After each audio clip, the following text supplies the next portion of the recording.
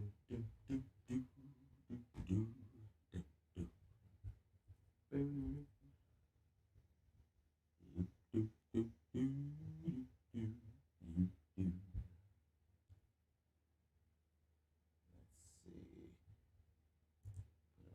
And let me get my URL out in the smug. Alright, there we go. Let's hit refresh. Put this in the Discord. Boom. Now hit send. What up, what up, what up? Let me just see there. All right. What's going on? So, what's up, everyone? My name is Jay Tragic. Hold on. I might not. Is my internet acting up? Okay, there we go. It looks like my internet is finally acting right. Okay, what's up, everyone? I see someone's trying to get in. Hold on, I think, yeah. All right. So I am going to get started because I got to get to work today. I'll be working this afternoon, so I got to look at some things going on in the market. I also wanted to talk about some things from the past. Today, what I'm talking about is, again, I'm in my voyage of looking into the blockchain gaming space. I feel there is a... Oh, I didn't even change the damn number. It's actually episode 51. I feel that there is a business model that is about to blow up in the blockchain space that will rival DeFi. It will rival DeFi. NFTs are already proving they are going to rival DeFi. Right? NFTs alone are the proof. So, what I'm going to do is kind of bring you where I'm kind of heading, right? So, I'm not making any huge bets on any games currently. I'm still in the research phase of this. This is research. As a media company, we're ToxicHustle Media, right? As a media company, what media products do we have? We have art. We put them on shirts, clothes, and all that stuff, right? We have music. We can put music in anything. Now, one of the things I know is one of my childhood things is like when I was playing, when I was younger and I was playing Grand Theft Auto, I wanted my music playing on the radio station. I wanted to hear that inside the game. Like I wanted to be playing and hear my stuff playing, or play Madden and hear my stuff playing. Now we can kind of do that by muting the music, but it's not the same that it's not the same that if you're on the playlist. Like even for us as producers, right? Getting on the hardware was I want to get on the MP, I want to get on the sound pack. That was the thing. Right? So the business model I'm talking about, that mentality, where if you were back in the day wanting to get on any device or make a sound pack for any, if you were making sound packs, what do you think you're doing? You are working for the hardware. You're creating something that sits on the hardware, that's made to be used by the hardware, right? The sound packs that went on the MPC, back in the day, or any of those the ASRX, right? So any of those you're making, that was yours, like, and if you, especially if you did it on a computer, well, then you were creating software. The whole idea of you as a producer selling a beat on your own and not needing the industry to validate you. They didn't need you. You didn't need them anyway to validate you, because how did you get known? You had to hustle in the street. You had every person who was rapping, and the person who could afford to rap was the dude that was either selling weed or hanging around the guy that was selling weed. That's how it worked. We forget how the analog worked because we're so used to the digital. We forget ourselves.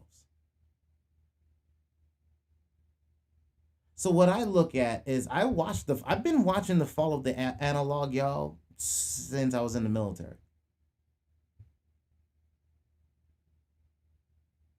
I'll keep saying this story so that y'all understand where I'm coming from. My staff sergeant, when I was in the U.S. Marine Corps, told me to buy Microsoft shares at $5 a share, and I didn't listen. I told him, Staff Sergeant, that is the dumbest thing I've ever heard. I am not doing it. It doesn't make any sense. Only nerds want computers. And the proof was pointed out. I pointed out the proof to Staff Sergeant when the company nerd got a computer in the barracks. One of the first ones with a computer. And I was like, see? The nerd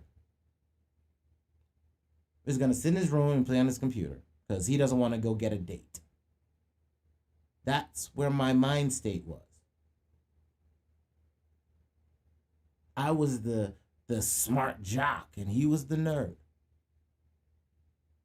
Because I had the car and I was out in the street and I was in the clubs and I was hanging and I was macking, right? Pimping. Sipping my gin and juice, laid back with my mind on my money and my money on my mind. And I missed it. Like, oh, I can't believe I missed it now.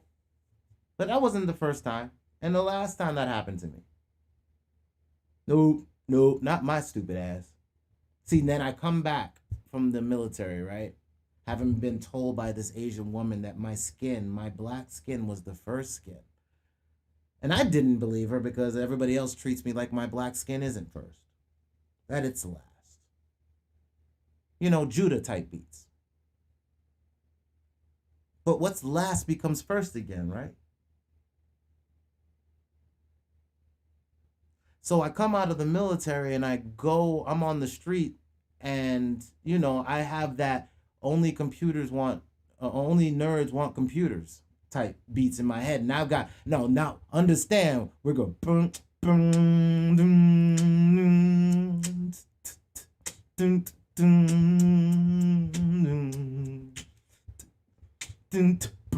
there's a war going on outside. No one is safe, dude. Yo. I had my army jacket liner. Queens was hot. I'm sitting there full of myself because I'm from Queens. Scared to death, you should, because ain't no such things as halfway crooks. Oh man, you couldn't tell me nothing. Nothing. Plus, I had a real military camouflage jacket on. I wasn't like, I went to the store for that. I got the one from I just got home. I had my extras. I had my camouflage. I just walk and wear my camouflage pants. Put it in my boots. Now all of a sudden I'm hip. But you know, when you come out of the military, there's only two things waiting for you. Security guard or cop. That's what I was told after I got out of the military, because you know there's a Montgomery GI Bill. I wasn't good in school in the first place. I wasn't going in the military to go to more school. I had nothing else. And I didn't want to stay where I was at. And my spirit was like, you know what? You're not going to catch a bullet out here. So come on, let's go. I actually joined the gang when I was in the military. I started banging when I was like, everything was right there. Like, that's the way things were, right? But then when I went to Japan, we're so technological. Y'all don't understand. We're technologically behind. When I was there, the beepers fit in my wallet. It was thin, paper thin. When I came here, you had a brick on your hip. People were chirping phones. These people had a damn phone so thin you could, again, stick it in your wallet. The technology we think we understand, we don't. So when my staff sergeant told me to buy Microsoft and I did, and then when I get out, I see it's at 40. And Microsoft is everywhere. And I look at the jobs and they're asking for things like Excel. And I knew Excel. A little bit. But I was like, okay, well, I don't really know about computers, so I can't get no computer job. Plus, I didn't barely graduate high school. So what do? I go get myself a security guard job. I go there, and then I'm in the receiving docks because nobody else wants to be there. I didn't want to stand. I stood my entire military career. I didn't want to stand, but they didn't want to be cold. All I had to do was put a jacket on and be a little bit warmer. And I only have to stand maybe 2-3 hours a day, but I could sit in the receiving area all day. Oh, I stayed in the receiving area all day, brick cold. New York winters. But there was one thing that I kept seeing. I kept seeing computers everywhere. In the receiving area, they were using computers. Upstairs, they were using computers. The security office had computers. So I'm like, oh shit, Staff Sergeant was right. And this is not just in the house, like I saw the nerd had a computer, but I'm seeing it in office spaces. Everywhere I go when I'm doing an interview, trying to get an office job, the secretary got a computer on her desk. So it's starting to click with me. Hardware. And then what did it in for me was one of these dudes was around the corner from me. And he was selling incense. Selling books and incense. And he was putting me onto information. And then he told me, hey, he said, why don't you come by and I come by my crib and I can, and I do a class. So I went by, sat there, listened to the studies. I was like, all right, this is dope. But I went to there's the projects in the Bronx. And I'm like, but the thing that really hit me was, guess what was in the living room? A damn computer. And that did it. That was it. That's all I needed to see then. It clicked. It's going to be everywhere. If this guy in the projects has a computer, and then he's telling me about something I didn't even know about, which was the internet. So not only did I miss the computer, I missed the internet, and the thug dude selling incense and books is telling me about the internet.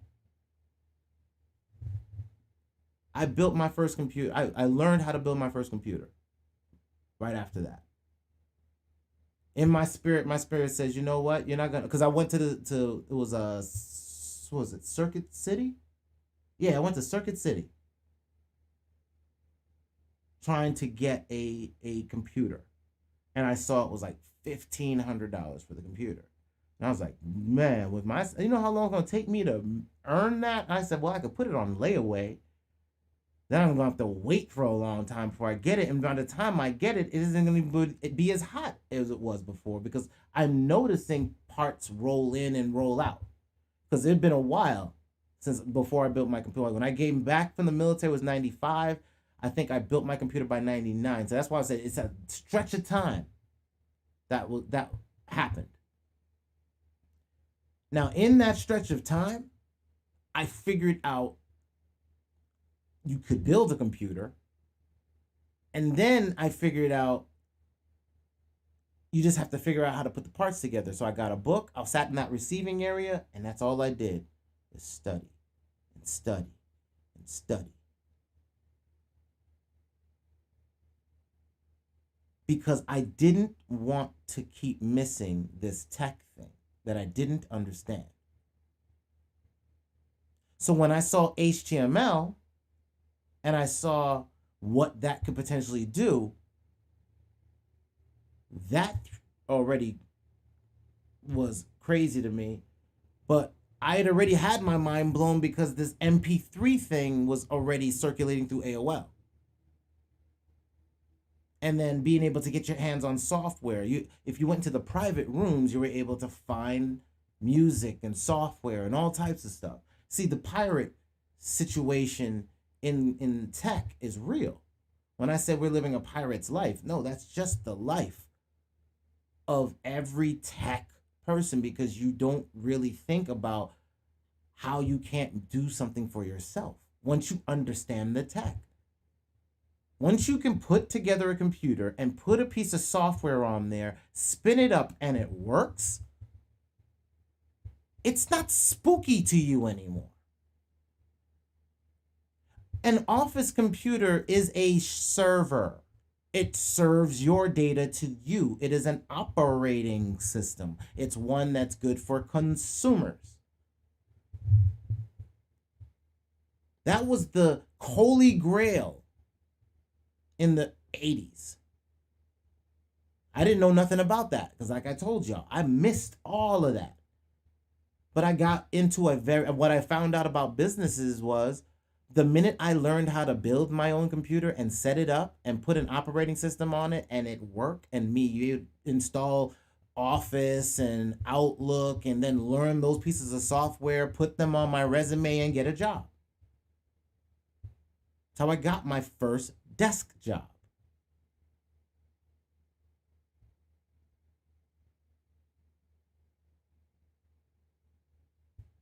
Nobody sees that work. Nobody sees that because they see you sitting still. They think because you're sitting still, you're not actually moving. I no longer cared about the analog fiat of the world because it didn't suit me. I punted that shit. I kicked that shit to the curb. The minute I built a computer, the minute I installed Windows, the minute I put Microsoft Word on it, done deal. I had an office computer in my house. I can do anything any office can do. What is everybody's excuse when we all have freaking Google? And inside Google, you got Google Docs, Google Sheets, Google their version of PowerPoint, Draw, whatever. Slides is their PowerPoint. You've got Draw, which is another thing, Visio. You have all of Microsoft sitting inside Google. And you can build any kind of business you want. That's why I'm saying the access to how you can change who and what you are is only determined on what you know. I store a lot of data in my head. I look at a lot of data all day. What I'm building is a way for me to scale a media company out because I want to be able to get my data, my music, my samples, where is it located, how am I growing, what is my reach, where am I getting visibility, how is that visibility, what new lines of visibility are there, how do we hook into them, are there APIs available, do I have to create a manual process robot for it? Can I pay somebody to do the manual process robot in an encapsulated way in the future if I can't just API in because they're being assholes? The only reason I even know any of this stuff is because you got to connect enough dots. So if you're new to the blockchain space, if you're new to this whole business of tech, this new Internet of Things tech, smash the like button, make sure you share it with a friend. Because like I've told my girl and like I've told my friends, I'm creating a media business, and with this business, I'm shaping it in such a way where this is supposed to be scalable, at least to other people. Like, I can't be the only one out here doing this. So how do we scale that up? How do we market it out? I believe that we can create our own DAO, decentralized autonomous organization. I believe I'm gonna make ToxicHustle into one in time, once we can figure out what the legislative waters are gonna be, or whether or not I want to ship the encapsulation of the corporation offshore or not. We'll see. But at this point, we have to grow our businesses the way we grow them. So we also have to look at the tech at what it is. What I'm showing you right now on the screen in the Discord, I put in the cash lane of the Musical Geniuses Discord, link in the description, is you got to start comparing blockchain. I don't want to use the word just Bitcoin or crypto. I want to look at the tech, because I'm the hardware guy. Remember, I just gave you all of this information to remind you where I came from. The fact that I missed something. What I missed wasn't the fact that Microsoft, the software, was there. It was the hardware, the underlying thing that made Microsoft even important. The cost of the hardware coming down to consumer level, a price point where consumers, in a minute, the people would be able to buy computers at $500. And then people put them in their hands. Now they're tiny, they're cheap, and they're getting cheaper. You can get one for $75 now. They're going to get cheaper and smaller and cheaper and smaller and cheaper and smaller. Their processing power will double and quadruple as you add layers of blocks of cards and processing, as we now getting to quantum processing levels. Networked machines. The processing is going to be offloaded to the cloud. So you're going to need cloud machines. Microsoft is building one. Amazon has one too. Google has one. Oracle. Who else? Salesforce. There's an Internet of Things coming. Those things don't need human interaction. A robot flipping a burger someplace just wants to be paid. Now, some of these businesses are not going to want to put robots in their businesses. And people like me will be putting those robots in their businesses, regardless if they want them there or not, because they're going to want to still make money. How my robots get paid is not going to be in the traditional way anymore. I want it verified. I want to make sure the money goes to a place that can't be pulled back from. If my robots is paid, you can't flip some switch like PayPal and try to screw my order. Or if you can't pay no more because you're having financial problems because you don't know how to manage your money, and your business goes south because you're not making the pivots fast enough, and then I'm holding the bill. No. My robots are paid every transaction they do. You stop paying you don't have enough revenue in those robots. The robots stop working. We come back and collect the robots because you're only renting them. You see, I have a business that I'm going to stick on blockchain. That's simple. The reason why I can tell you this is because there are how many businesses, how many restaurants in the world, how many warehouses, how many packing plants. Look, it's coming. So I tell y'all this because you're going to have to start changing your mind. Don't ask where the jobs are, ask where you are in the jobs. Where are you? I can't be a web developer. That price keeps going down.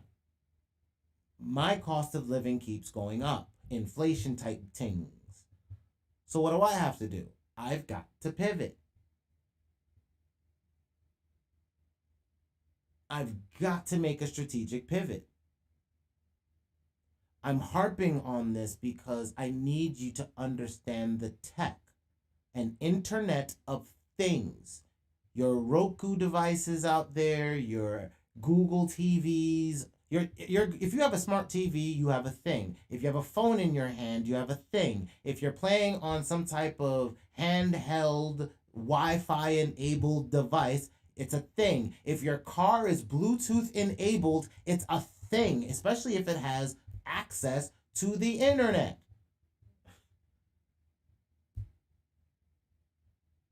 Your kid's toy in the back that talks to him is a thing. The Internet of Things will get paid, and you're not going to pull out a card and swipe the thing. It makes no sense for robots talking to robots. This is not for you. This blockchain tech ain't for you as far as the tech is concerned. It's for the comfortability of you never pulling out your wallet anymore.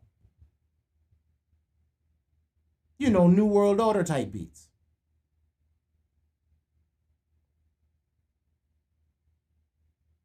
Get ready.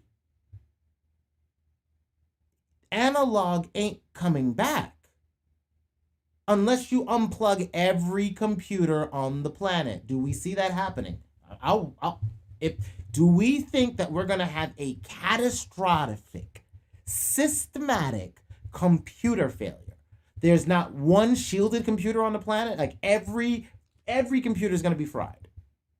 Every single one.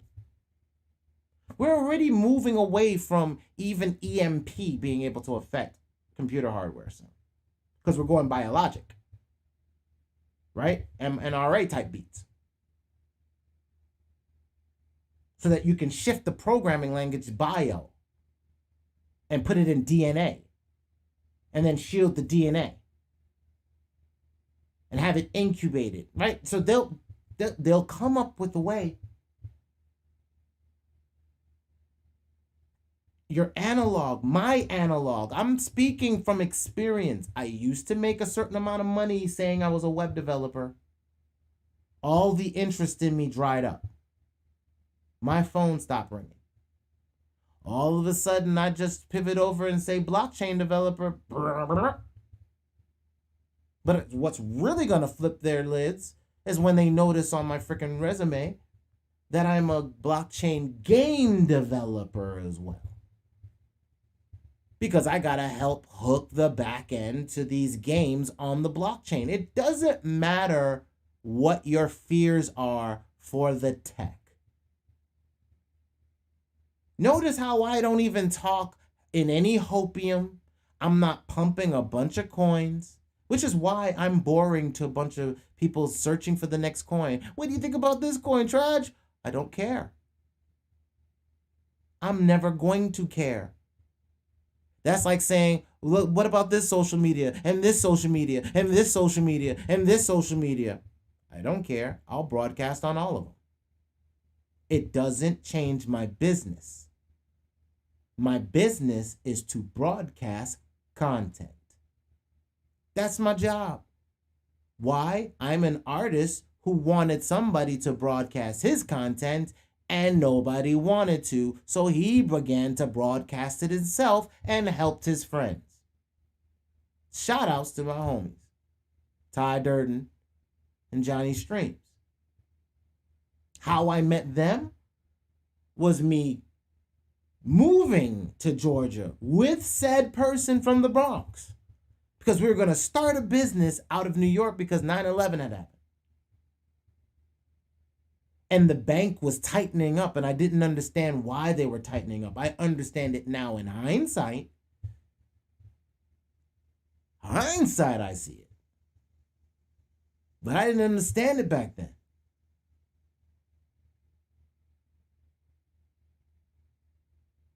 I didn't understand nothing that was going on. Why was the guy that hired me fired? His breakfast is still on the desk. What did he do? I didn't even know. I'm like, yo, where's Mark at, man? We need to go eat lunch. And someone told me, no, Mark got let go. I'm like, wait, what? That affected me. This is the person that gave me my job at the bank. Took a shot at me, literally took a shot on me. Like, you know, I didn't have no college background. And I'm like getting into a position where I'd be assistant manager in a private bank. Because that's the level of, you just don't get in as an understudy. Like, that's assistant manager. So I was in as a temp. He took a chance on me and I got hired. But they also got over. Why? Because they could get me at a lower rate. And it helped their affirmative action shit. Let's have some positive action. We're going to help them.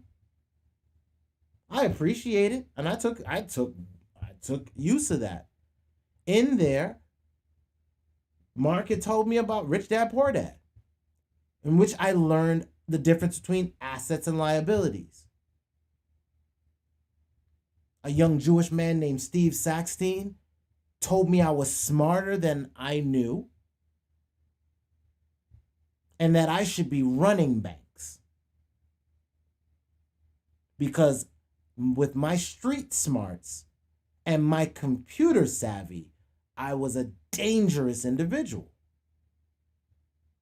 I appreciate that, Steve. See, when people let you know you're on the right path, nothing can shake you. So I knew I was on the right path because I now had the job my family told me I needed to have. You know, the West Indians. Still Indian.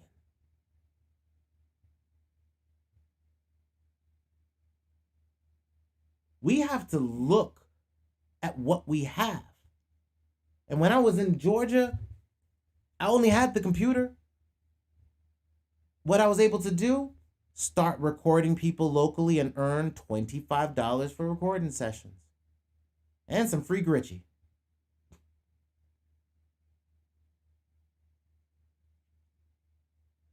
That is what access to the hardware does.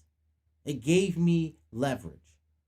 I could, even if I could not earn locally, because I had a computer, because it was plugged into a wall, and because it was connected to the internet, I had commerce. So long as you had your utilities, you have commerce. Then I find out about PayPal. So now you're telling me not only can I make money locally whenever I need it, having a studio, recording folks, getting their messages out, then I have a way to get paid from people online. Because I didn't have a bank account. They took my bank account away because I couldn't afford to keep it up. Recession was getting hard. Banks started pressuring people out because they just need to keep the people that were going to keep doing the paying through all of the crash. Who was still paying their bills? You know who was paying their bill? Me, the guy that was on a digital access plan. I just had to make enough to pay for the internet and the lights. And so long as I had lights and internet, I have business. I have a way to make money. But how much people can pay for the services kept shrinking. I started noticing that when MySpace, right? So then it was like, I was able first to start making I was seeing people make MySpace layouts like for like hundreds of dollars, like thousands of dollars, like 1,500, 2,000. So I remember me being a producer from back in the day that producers used to charge tens of thousands of dollars for beats, and I was the guy, because I could make it on my computer, was charging hundreds of dollars. So guess what I did? I started charging hundreds of dollars for the same layouts. Because I could design. I was on a computer. I learned Photoshop. A piece of software, just another one. See, whatever's on the machine, you leverage. So I had access to design again, right? So I designed some graphics on MySpace. I designed it for myself. I designed it for my friends. Shout out again to Johnny Streams and Ty Durden. For the GPC. For Dirty Fingers, EJ. My making crew.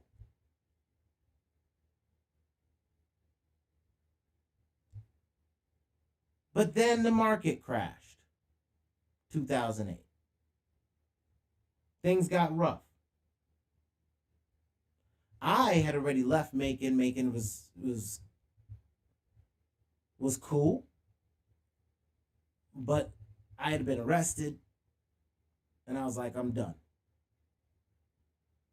Right? I need to get back into this tech thing. I need to concentrate on this tech thing, because at the end of the day, how do we get broadcast? How do I broadcast my friends? How do I broadcast dope music? That is my entire being of why I'm doing Toxic Hustle. I want to broadcast dope music. I meet dope producers all the damn time. Dope beats. I find dope rappers and singers all over the place. And I can't unify one over here and say, yo, y'all should work together. And you should work together. Y'all should work together. MySpace, we were closest to potentially being able to do something like that and create an economy. I was able to book shows through MySpace. That's how I met Ty.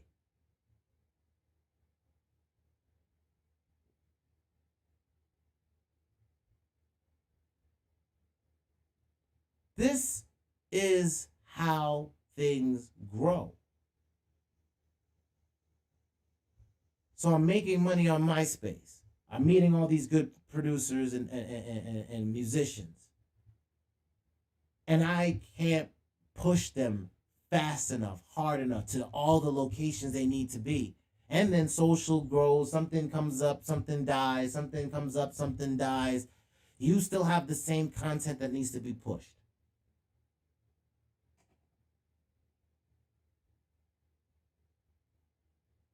So, my goal is why I'm even spent the last 30 minutes on this is to emphasize a serious part about the hardware, about demystifying software. What is Bitcoin? Bitcoin is software, y'all. And it sits on a machine. And currently what it does on that machine is it's playing a lotto. It's grinding for a mathematical calculation. It's just code. But in there, a transaction can go from one place to another without somebody in the middle mediating it. You don't need an escrow service. That's what the bank is for. You don't need custodians. You don't need an emissary, somebody in between you and your money. Like, you see, on PayPal, if PayPal don't like something I'm doing, they can shut down my account. I can't get paid anymore. Done. So I never built a business on it. Amazon. Didn't we see that during the last election? Where Amazon shut down a whole company site? Okay. That means you don't really own your business. You're renting the land. See, because hardware is land. I keep telling y'all this is a real estate play. Hardware is land. It's where I can put a landing page.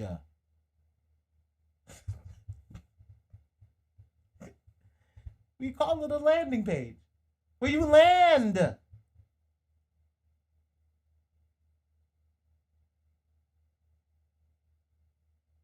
And wherever you lay your head is where you call home, right? Depends on how much hours you spend on those social media platforms. You know, the media that is socially available. We are regurgitating data. We're spewing it out. Data everywhere is leaking from every pore of our digital lives. Everybody's broadcasting. Everybody wants to be a star. Everybody wants to be important. Even I'm sitting here talking to you through the digital sphere. Not to be important, but to raise the importance of what this technology will do, because my people are just missing the whole reason. Because we're too busy being the consumers. We're so busy looking at the consumer side of the hardware that we cannot ever remotely see the business side. If you've written a piece of code, you've touched the business side. Even if you write a piece of HTML, learn to write a piece of HTML that says hello world. Welcome to the coding world. That's what hello world is so important, because it's the first thing that a computer said to the world. Hello world. So everybody does it. Every piece of code has a hello world. Hold on one second.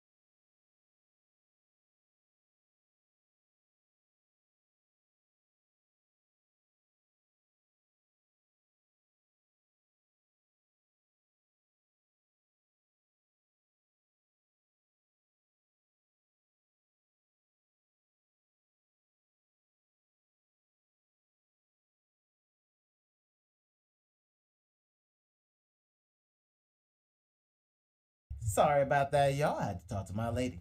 All right, so I just want to make sure, because look, like the reason why I had to stop real quick, and I'm gonna be real, like it's transparency. I am like right now, we have a business that we run. We run a catering business, and work gotta get done. So I gotta make sure that if my baby needs help, she gets the help, because some people don't want to work. Hold on.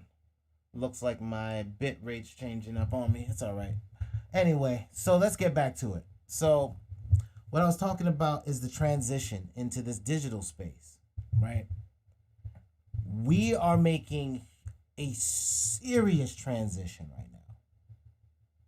Serious transition. Hold on. Let me see what's going on. All right. Sorry, I can see my screen still moving around. So I'm just going to not pay it in a minute. Screw it. All right. So yeah. So the transition we're going into is this transition that they don't need us. They don't need us for physical work. They don't need us to be in the offices. They don't need us to be in the kitchen. Right now, yes, they do. And they don't have them. But they won't. And they already know this. I know this intrinsically, because I've been on the other side of this game. My next set of hustles has been my hustle has always been, let me figure out a piggyback leverage. Like, boom, I picked the winner for the I saw content management systems when I was working at the bank, right? When I went to Georgia, I started concentrating on content management systems. I was like, okay, well, at the time the programming language at the bank was Perl. I didn't like Perl. I thought Perl was gonna crash and burn. I said somebody's gotta be better than Perl. Sure enough, I found something better than Perl. I found PHP. And I also found out that this company called Dreamweaver allowed you to kind of piggyback and build something with it. So I started working with that, working with Dreamweaver, started working with PHP, started working, and then I started looking for a content management system because I was like, I started looking into open source.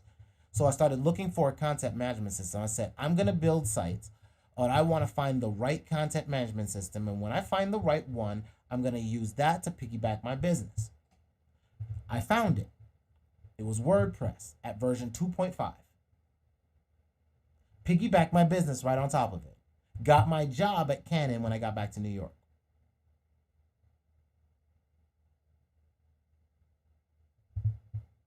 That's how you maneuver the tech.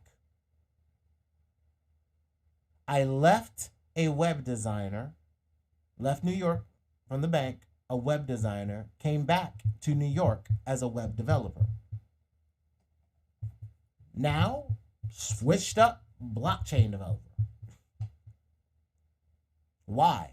The money is flowing from the banks there. And I watch the banks' money. You want to pocket watch banks. Remember, their interest is never yours. But as long as the bank is putting billions of dollars into a segment of an industry, I don't really care. The last time they did that was the internet. The last time they did that, the last time they did that was social media. The last time they did that before that was internet stocks. The last time they did that before that was operating systems. The last time they did that before that was hardware businesses. Get it? Hardware led to software, led to innovations in software, led to innovations in hardware, and new innovations in software. It's only software that's going to keep changing on top of the hardware. But now the system don't need us in the way anymore. So this flip is the fact that this places like Cuba, they're going on to a digital standard. The whole world is going to go on a digital standard. The entire world is going digital.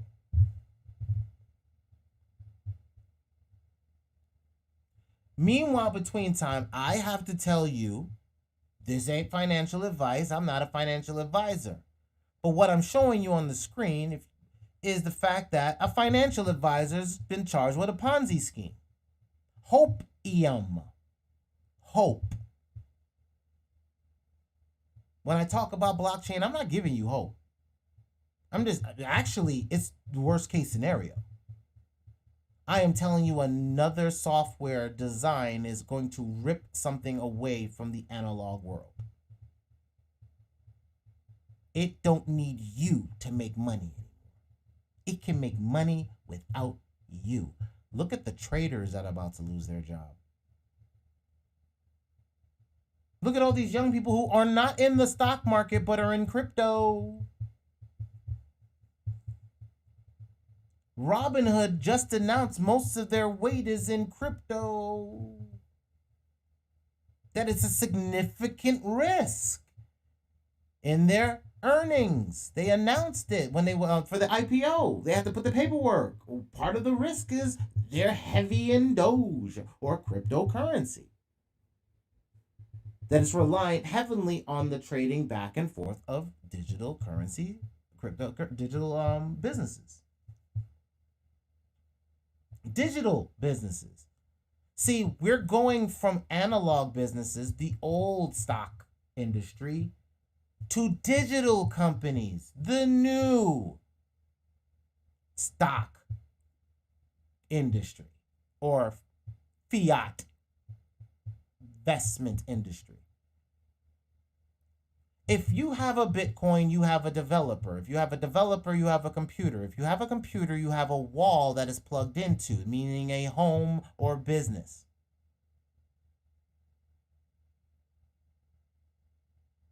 It means there's electricity, somebody had to be paid.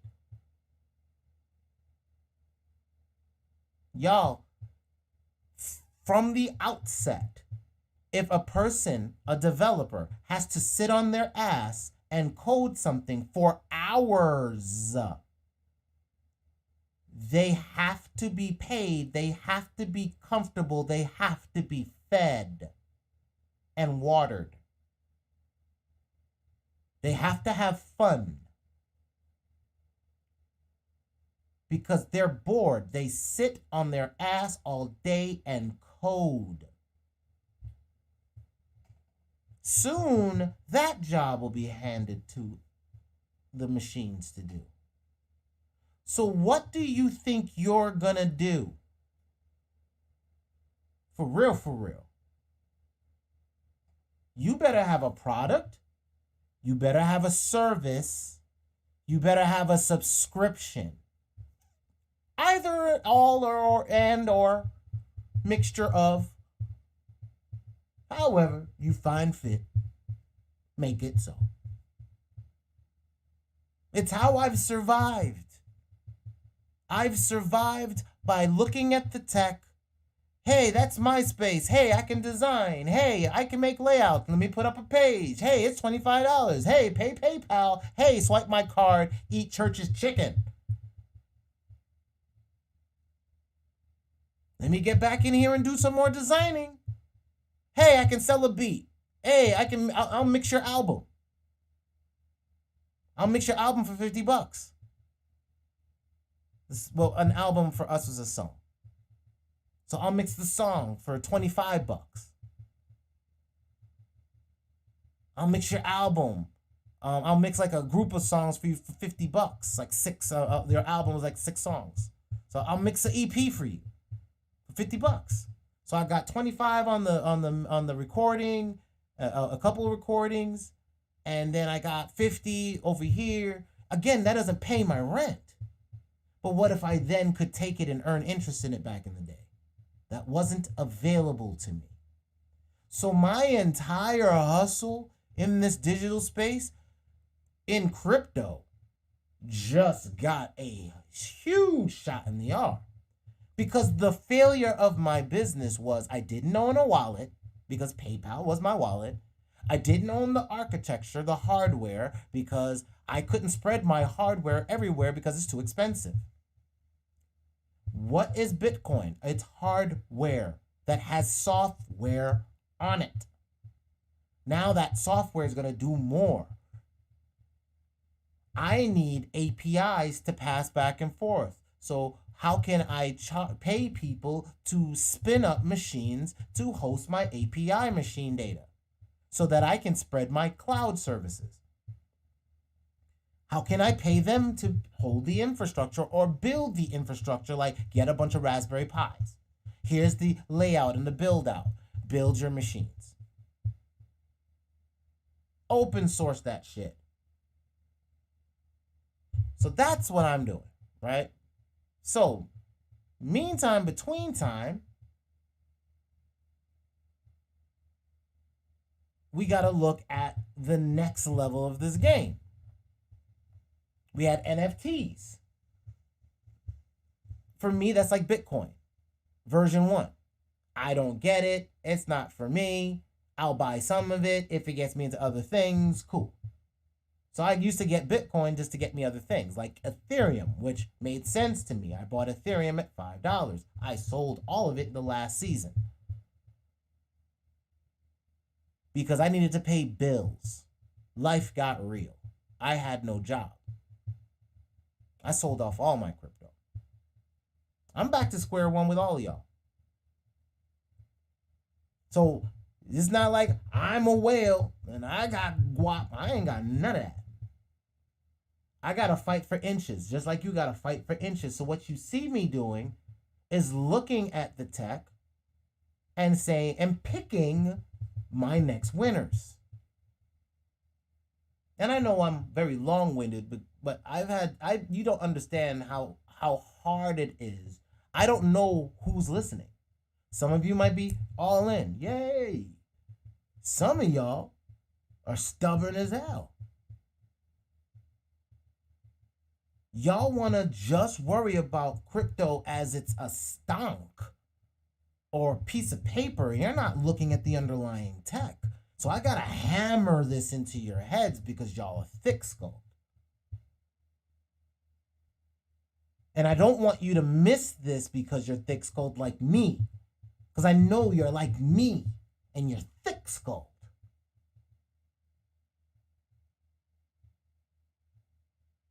And I don't want you to miss it. But I don't want you to hope on it. I want you to have practicality. Where is the hardware? So, I say here, I'm looking at Solana beginning to grab up developers. It's beginning to grab up developers' attention. Wait till DeFi, NFTs, and play-to-earn gaming see them low transaction costs. That's even better than Matic, right? So if you click on the picture and you look, Matic is 0.001 for a transaction fee. So we've got a 2 behind that and a 5 behind that. It is a quarter of the 1. Come on, man. That is a transaction fee for your.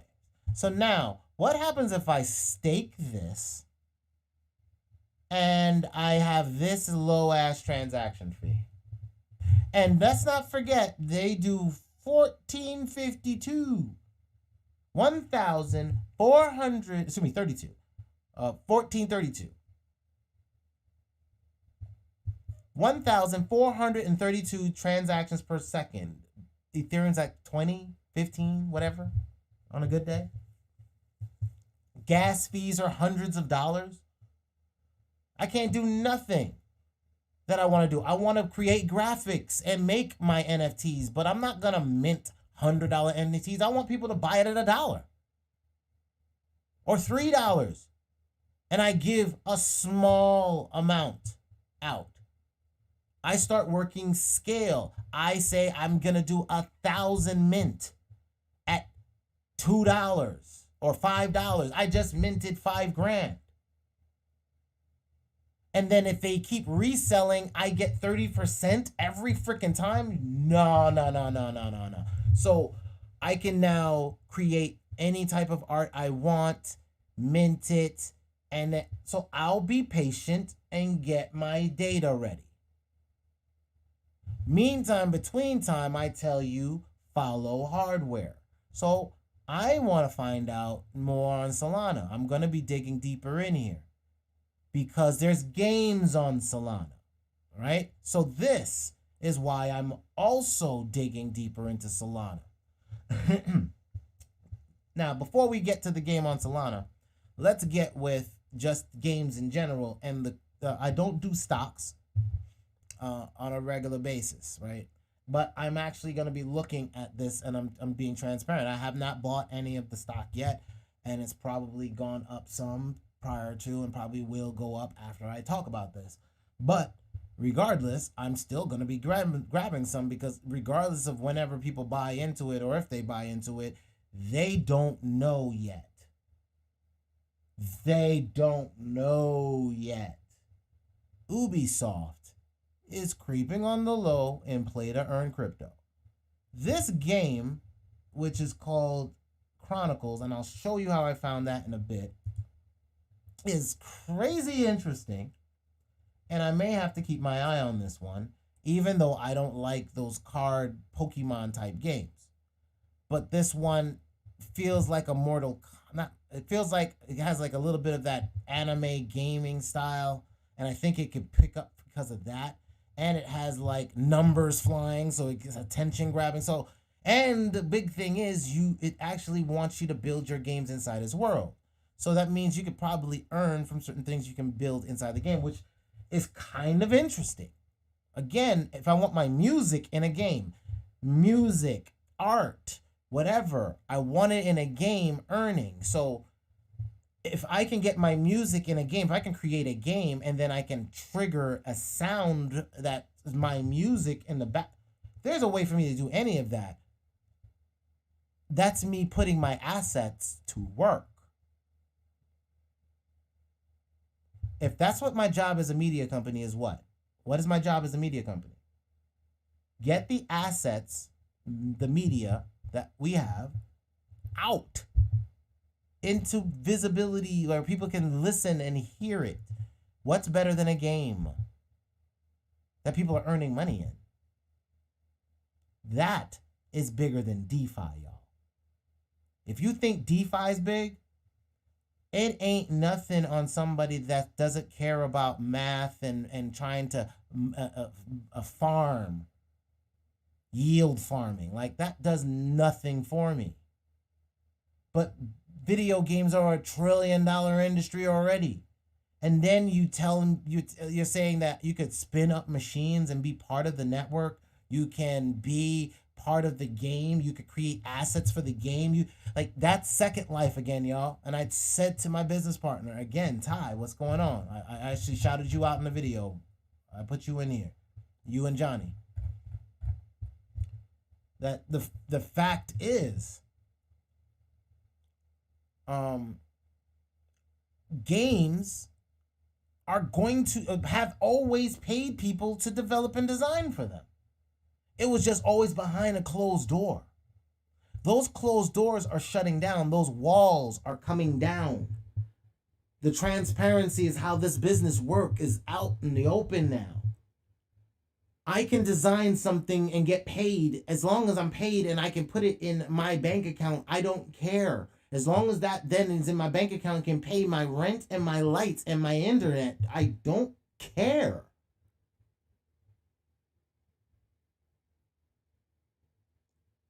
So I'm seeing this as a burgeoning game industry. This is the game industry Second Life was supposed to be. This was the promise I thought was going to be there. I thought there was going to be hundreds of games that came up after this, or hundreds of games inside their game that would have came after this. But no, this is what happens when you have a centralized business model. See, when you're a centralized gaming company, it doesn't work because you're still a centralized gaming company. No. We need to decentralize this. Just as the tech heroes we had in the past jumped up to prominence financially, a new set, younger than us, are going to tear past us and do beautiful things. And it isn't going to matter how we feel about it. I keep saying, y'all better watch these 14-year-olds. How did I even know about MySpace and making money on MySpace? I watched as a young girl got her father to quit his job and help her to manage her business that was growing bigger than her. So he left his firm and came to help her. And she was doing $100,000 a year at the time.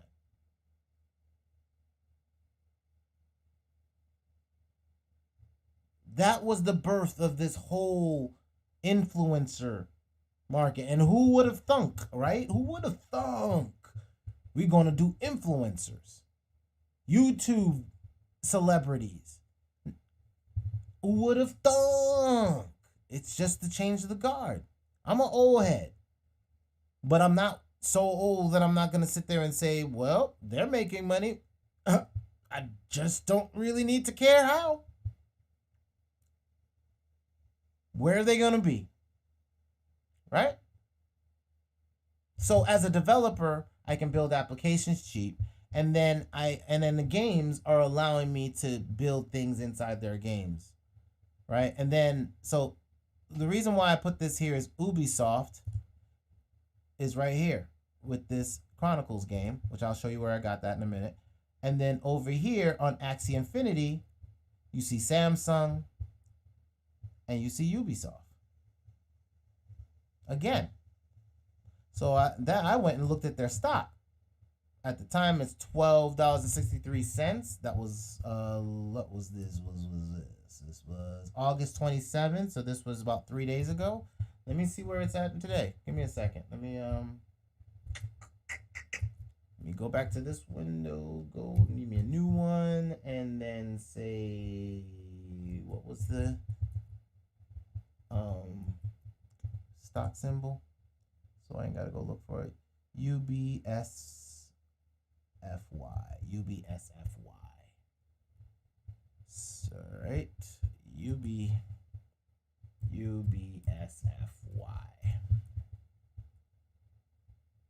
1241. What was it before? 1263. So it's gone down. All right. Well, 12. But even though, hold on. One of the things I do is do this 1 month. We're still on a high and it's dipping. Its lows was 11. It's been on a consistent dip. So it was a one time 6 months ago, $16, and it's been dropping. Year to date, it's dropping. 5 years. All right, its high was $20. It's down here. It's been in a consistent slump. But this was its bottom, and it's come off its bottom and come up. Now, again, I don't do stocks, but I know it's been $20 at one time. It's a French video game company, headquartered in Montreal, suburb of Paris. Okay, so the French. Ubisoft. Okay. Assassin's Creed, Prince of Persia type beats. 3 a.m. room, musical geniuses. All right, we're going to move on. Anyway, yeah, I'm going to be grabbing some of this because I have a funny feeling just because I also see some signs. Look, if any of these things can get on blockchain, y'all. Yeah, y'all. I'm grabbing some Ubisoft. That's a wrap. Oh, that's crazy. Yeah, that's crazy. I see what y'all doing. I'm watching you, Ubisoft. I see you. Okay, so then I show you Solana on CoinGecko, right? So I show you this. These are things I put in the Discord. I said this is on CoinGecko, and this is the top Solana ecosystem coins by market capitalization. So basically how much money is in it and how is it rippling down, and then they are part of the Solana ecosystem in some way or form. So again, you see the same names, right? The ones I keep telling you about. Solana, right? Chainlink, The Graph, Audius, Music People. As soon as I can't right now with this. But I will begin to accumulate because that's still cheap. But I'm going to begin to grab some of this because I want shares in this company. Again, I treat this as companies, y'all. Companies that are linking financial structures to blockchain. Don't care. That's just where I'm going. All right. So that one there, Radium, I've been seeing. This is interesting. It's an exchange. And you know I like exchange coins. So this is an exchange, and that's cheap for an exchange coin, and it's a Solana exchange. So, but I'm very wary on decentralized exchanges right now because they've been getting their butts handed to them. So as far as getting hacked. So even if I touch any exchange, I'm putting like whatever I'm willing to lose. Like literally $100. That'll be it. Like if I'm not putting more than that in there, and like I'm not gonna keep more than 1,000, even if it appreciates in value to 1,000. I'll be pulling money out of it at 1,000. Like I'll be only at $1,000, and I immediately want to get my 100 out. Like so, like just because these things get hacked too fast, man. Akash Network, I just talked about this. As far as this is the AWS competitor on blockchain. Civic is trying to do Civic is doing identification, ID, kin, social media. So anyway, I was scrolling through this list. Soul Farm. Let's see. Holy Trinity.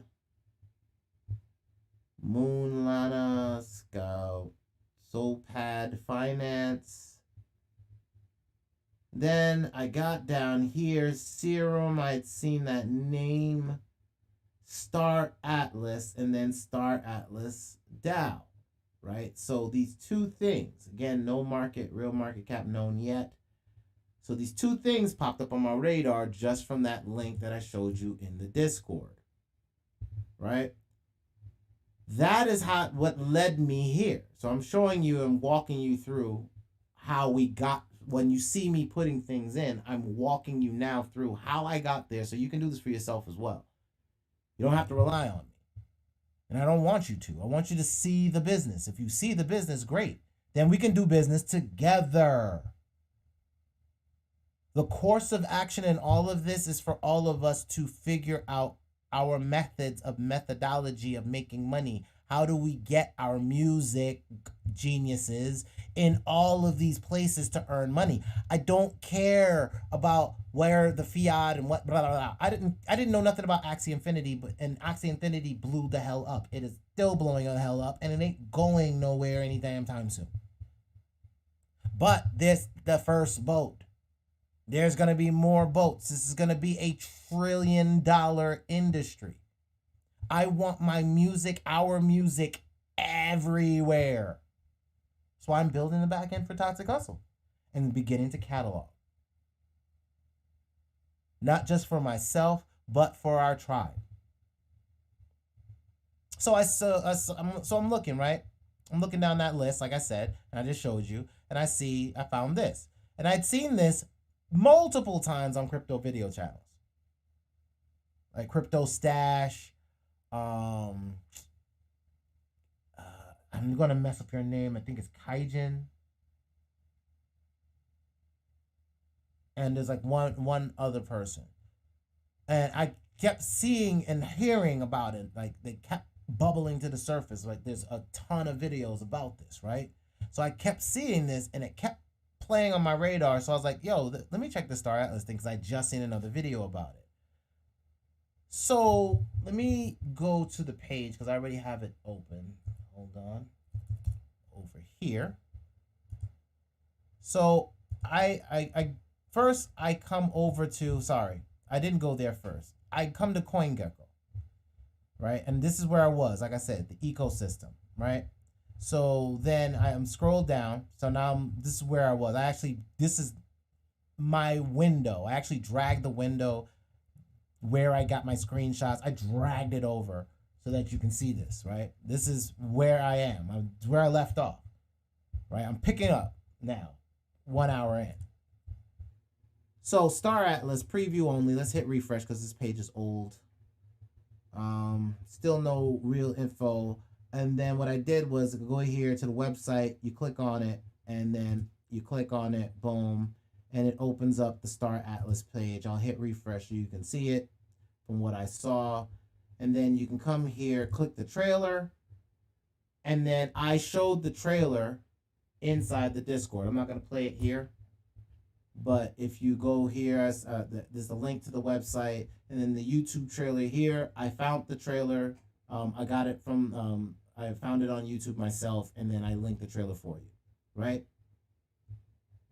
So, Star Atlas, you can, says play now, and it's got its market, right?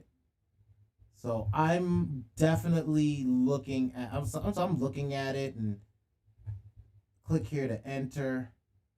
So you zoom in, and then you're on this page.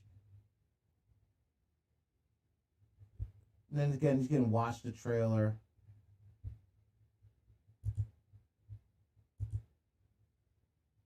live and prosper amongst the stars, be a part of intergalactic prosperity, equip your ship for deep space travel, live the freedom of the metaverse. Metaverse. Metaverse. Metaverse. See, I keep saying this. See, the hardware is going to become utility. Everything will be a smart device. You will not be needed to be doing the manual stuff anymore, but gaming companies will be, or entertainment companies will be, the largest companies on the planet. I said this, and Ty Durden, Johnny Streams, the reason why I linked them, they are my straight up proof that I said this years ago. I said it in Second Life. I said media is going to be the gross national product of America. As soon as the digital currencies outpace the regular fiat currencies or American dollar, it's a wrap. Well, we're here, y'all. As a person who wants to, if I wanted to get a job at EA, I would just design and give them my portfolio and then try to work at EA. And then I would design and develop the people, the Madden, the whatever, the basketball and the scripts and the... Now, guys, you just put on a motion caption suit. The actors put on the thing and they talk and they do their acting and the recording is live and the 3D avatar does it in real time. Gaming is not about actually coding, it's about just performing. Performance art. This is now performance art. And we get paid in the way we get paid. As long as I can pay my bills, I don't care. So if I design stuff, paint jobs or music or scenes or effects or whatever in the future, who knows how far this opens up in the future, or just being in the universe and being a part of it and being part of the community and then being well recognized in the community for, I promote it by doing videos. I promote it by playing my music. Putting it in videos, doing things with it, creating trailers for Conquest Suite. Come on, man. This is about to be nutso.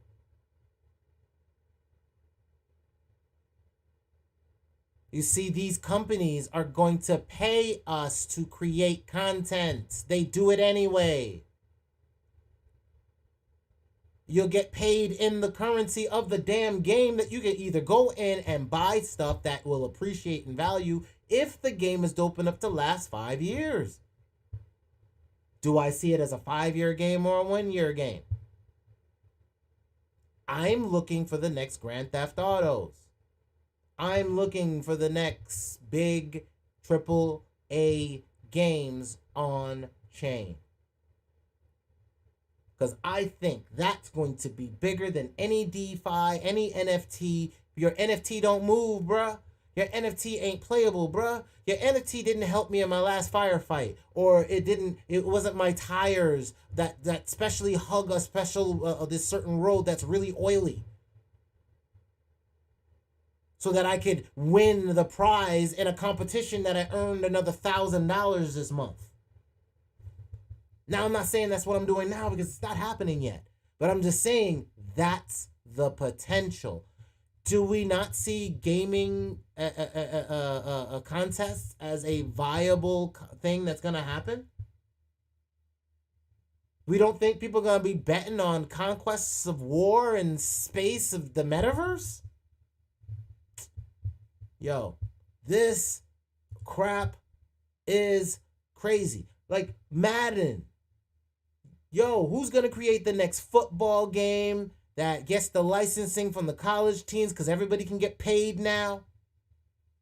Create the next football. Start with the college teams, and the college teams are now earning money from crypto from their students, and their students are the ones picking which games they're playing. Hey, we're playing this football game off field. We're planning our strategies, our football strategies, that our coaching strategies here on this game, in this community. We want to run these plays in real life.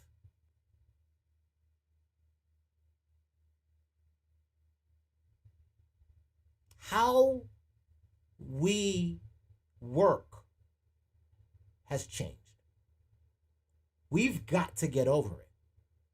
When a computer sat on the desk of the secretary when I was trying to get a job, and this was at a staffing agency. I'd gone to like Kelly's Staffing. They had a computer on the desk. And she said, I am underqualified. Then I got to be the point where now I'm so old, I'm overqualified. Oh, you want too much money now, man. So where am I? Like, look, I've worked the jobs that my parents told me were safe and secure, y'all. I had a bank job. Let's not get cute. Did y'all have a bank job? I did. I had a bank job. I was an assistant manager at a bank. I've worked at Canon USA, at a printing company, as a developer. They were like Fortune 5,000 or something like that, right?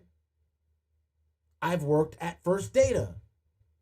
At the time, I think they were a Fortune 500 company. I think they still are. Because it's e-com. Right? So I've worked at corporations, y'all. I get the physical structure, but I've used digital my entire play.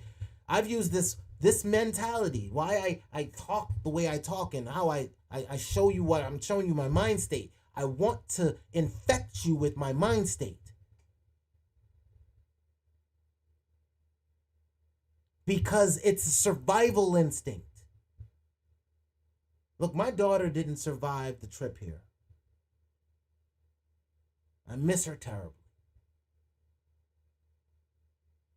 So my mind, I'm dumping it. Here you go. Open season. You get to peer into the veil of why a guy sits on a computer hours upon hours a day. But why is he always where the tech is? Because I spend hours and hours a day studying. I never stopped learning. Not once, not one day do I not learn something. Not one day. My girl loves, like, she needs a break. She's a physical labor. Like, she physically works. Like, she's a chef. She physically works. I love her. And it annoys her. Like, she feels like I don't move. And I'm like, I'm moving money. I'm in this asset over here. I'm in this asset over here. Well, that's not doing anything yet.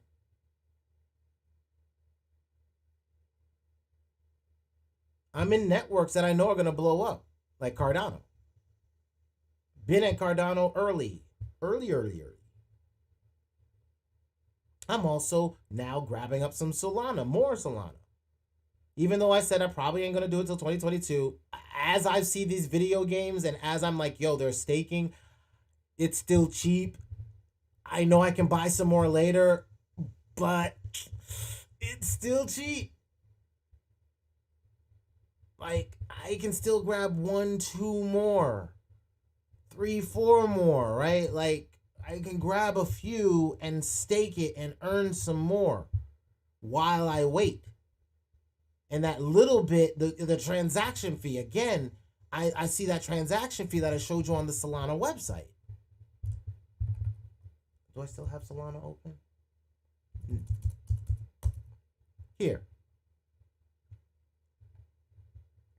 Oh, so this is real time and it changes. Oh, snap. Okay. So still 0.25, which is not even a penny. Less than a penny. Right? 1,676 transactions per second. What was it when I put it on the screen over here? What was the transactions per second when I had it? 1,432. So it's increased even more since the last time. Y'all, this is not playing. I am definitely looking at this. And again, this is the type of thing. This is powerful for whom? Fast for whom? Y'all, I like Cardano. I like Solana for the win. Ethereum's got problems, man. Them gas fees, man. I want to start like Ethereum's killing me right now because I don't want to spend $100 on gas fees. That's real talk. I don't want to spend hundreds of freaking dollars to develop stuff in multiverses. That's a big expense, and that bleeds capital out of the company. And as a company, I've got to manage the money. Nah, homie. Nah. So Solana's got staking. Right?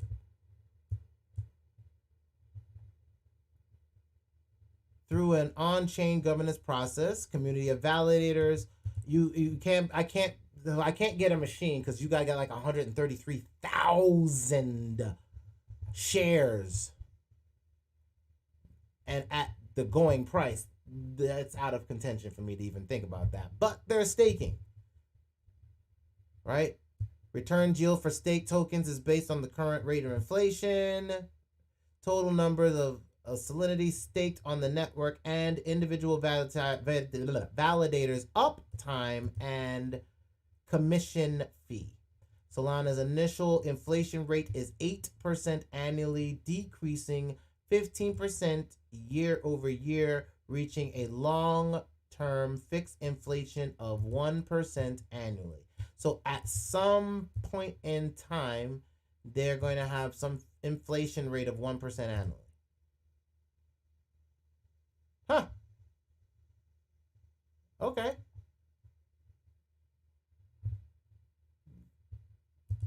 Who can stake?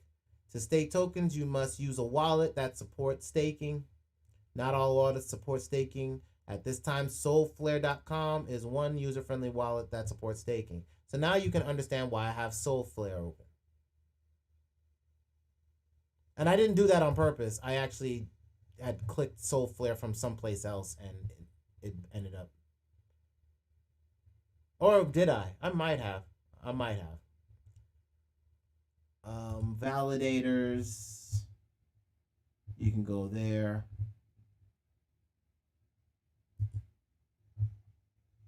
Yes, some people have received the stake account. So yeah. So you've got staking and you can earn. So, and with a fee like this,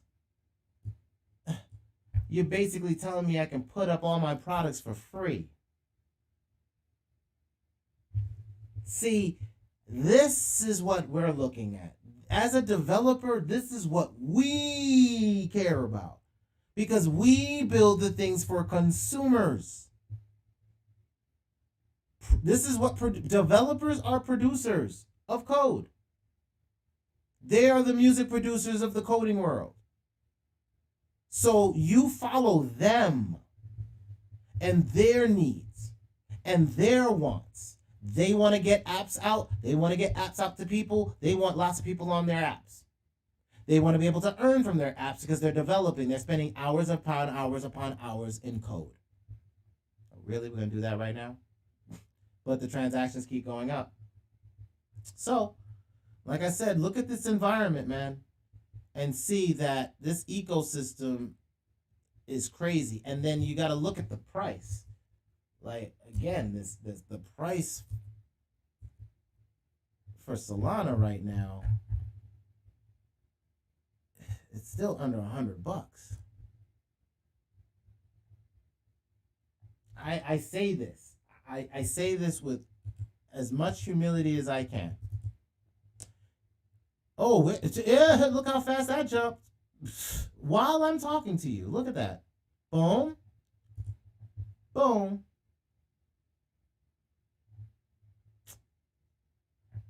Let me take a screenshot of that print screen.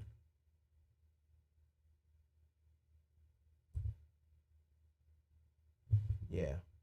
That way I have a snapshot of this.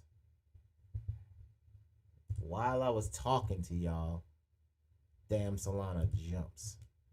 So, 106, even now.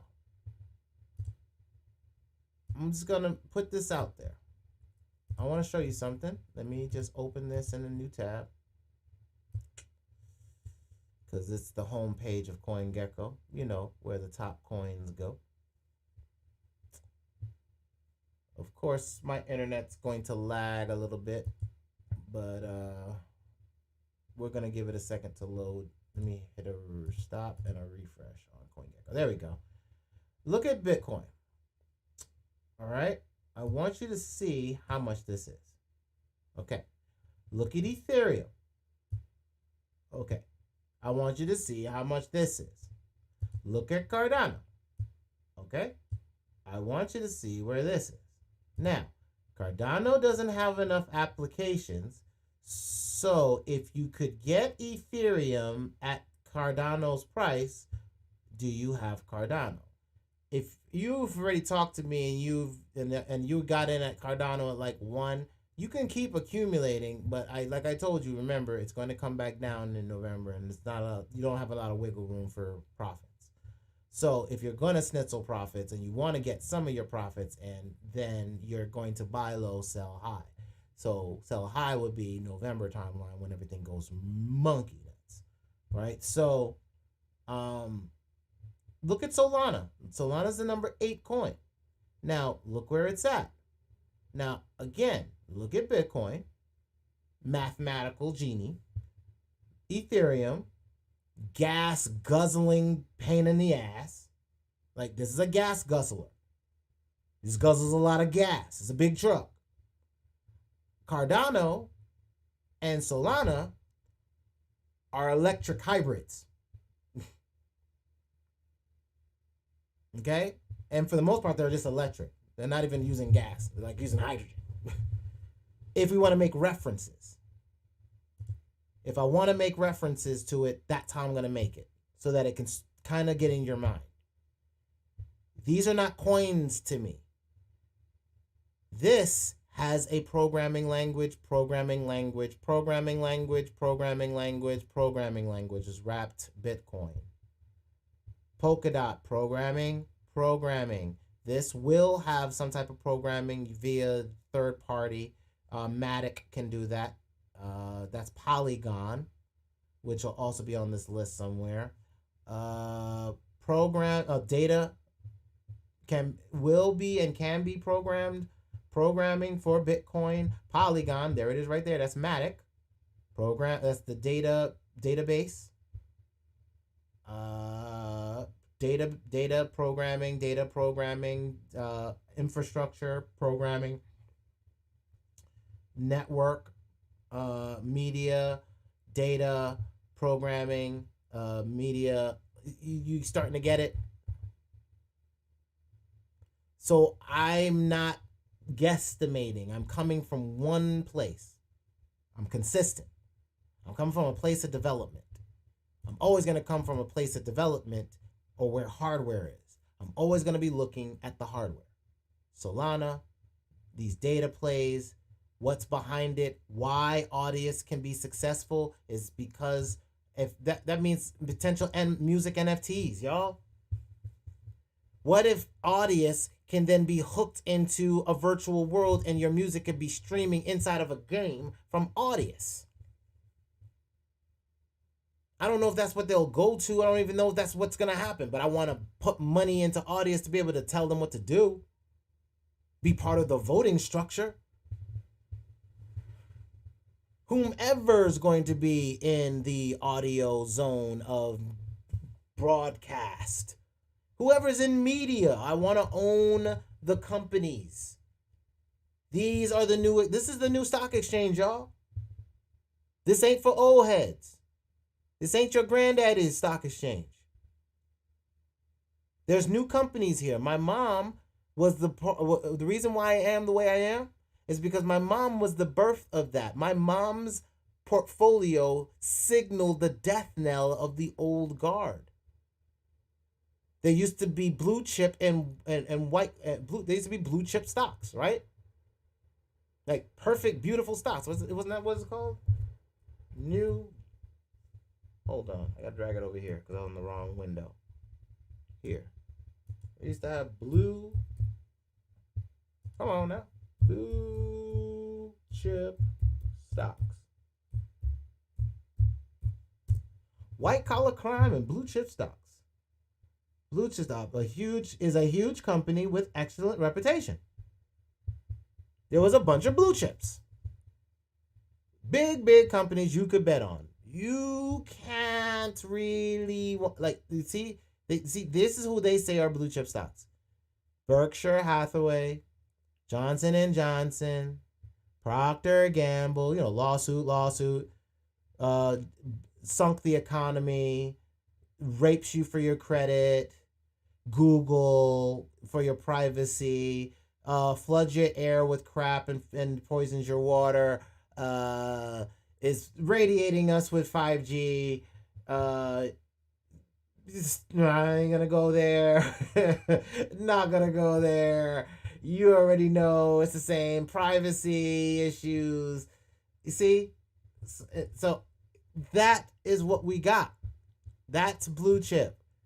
This is not yo daddy or great granddaddy stocks.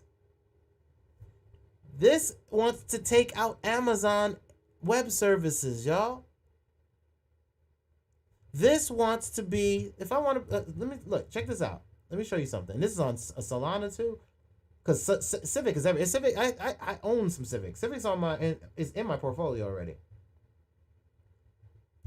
I think it's privacy. Verification, there we go. Identity verification. What do you think is going to be on the back end of DeFi and for all of them to work for your KYC AML bong legislation? I buy back end systems. Thank you.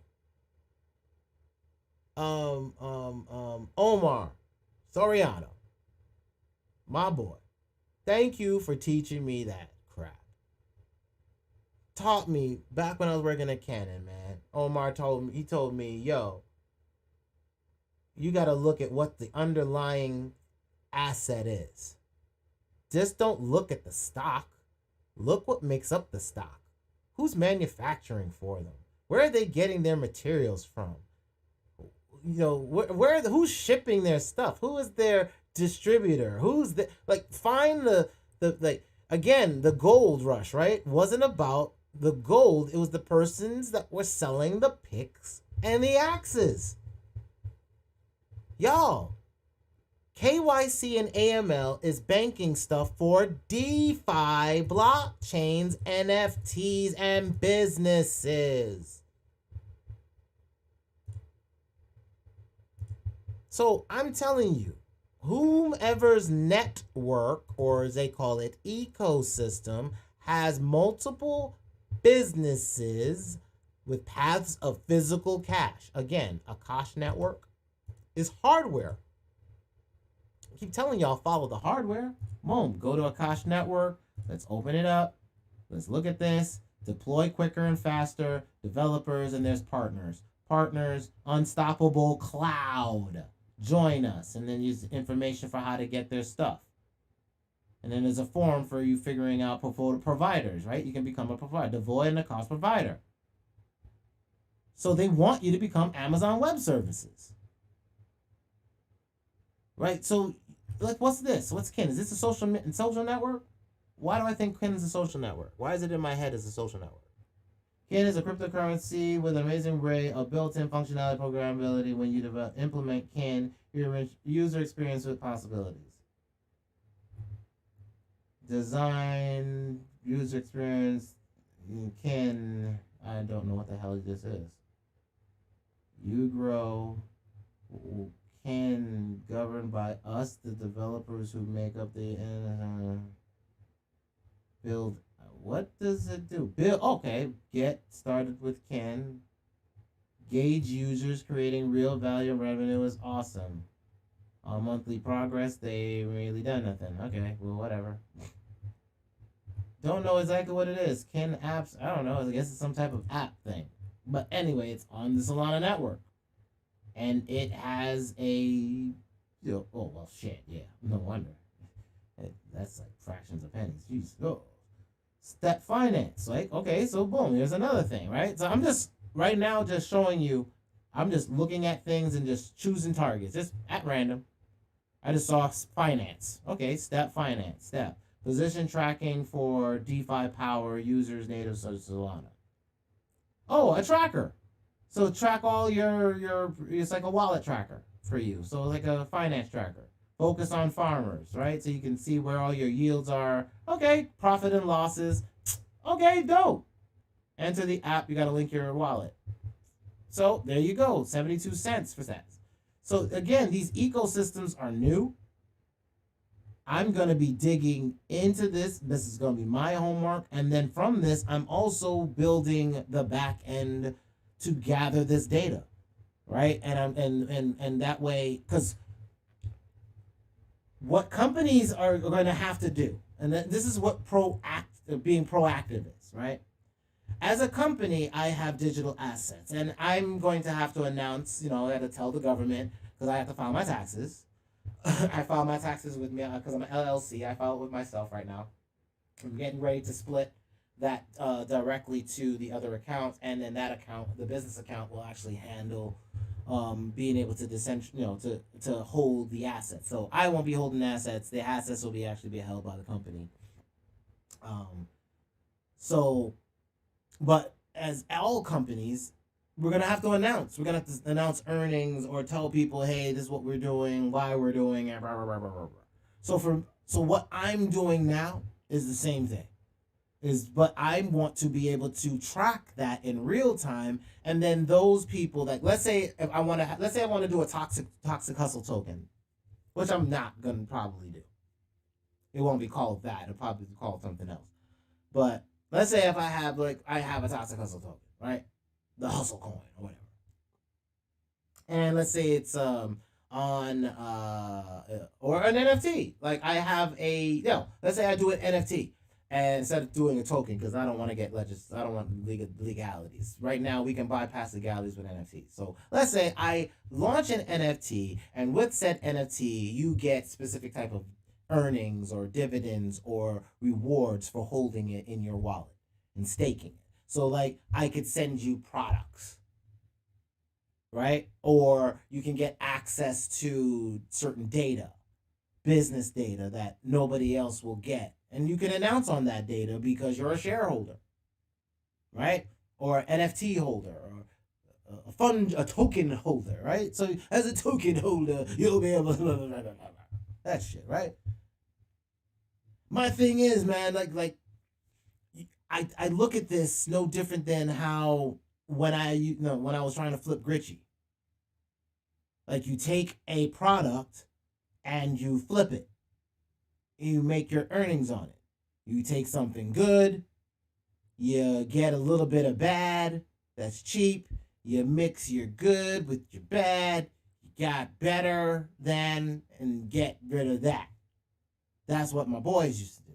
Me, I would just get good and emphasize with natural plants that I could find online and boil and make extracts and then add them to my gritch. And then my gritch was like this strong stuff that people were like, yo, this is so good. And it's like medium with natural enhancements.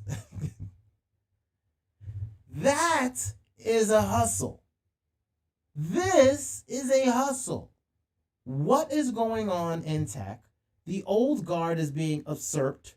A new, smaller guard is coming in as far as new hardware, new equipment, Raspberry Pis, small form factor computers, small form factor servers. Like, hold on, yo. New SEE studio. And I tell you that a hardware revolution is coming. Like, look, let me show y'all right now. Let me show y'all. Look. See, quad core Celeron Windows 10 Mini PC 269. It's out of stock. What I'm saying. Then look at that. Gateways. You can hook that into that. It gets GPS or Wi-Fi, whatever signal. Long-Fi. Excuse me. That's a whole nother signal. Long-Fi. We don't even know about that. There's a lot of things we don't know. Right? The hardware is changing. I tell you, follow the hardware.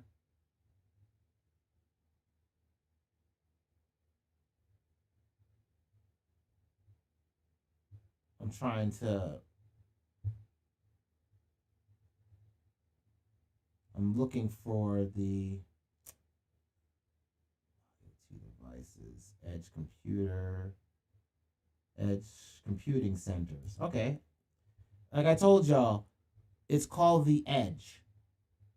Everything that the new internet, the cloud will be called the edge, and the edge is you. You are the edge. And the servers will be on the edge. These are edge servers. Edge server. The servers are getting decentralized. I'm showing you the infrastructure. What do you think this is going to run? It can run Unix.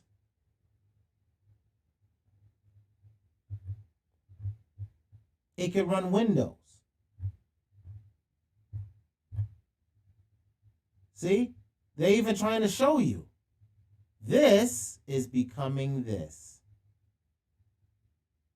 Oh, I'll give this all to my employees at home and we can make this network effect. Intel's inside. I'm trying to tell y'all. I know what I'm talking about. This is what I've been needing. Like, I know what I'm talking about because I've been waiting. And that just needed a network, right? So I'm looking at Solana's network. They're not the only network in the space, but they're one of the biggest ones, and they're interesting. Terra's another network, but Solana's first up. 106.42. Oh, it's gone down some. I still want to grab two. Don't really have the cash flow for it, but again, if you could buy one whole Bitcoin right now at $100, would you? If you knew where it was going to go. That's one of those questions, man. That's the question I did when I said at $5. I bought Ethereum at $5. I was like, oh, that's hyper cheap. Now, the cost of entry for me to find, like when I finally can believe in a project, I'm late to the party. Like I said, I found Ethereum at $5. Now, shoot.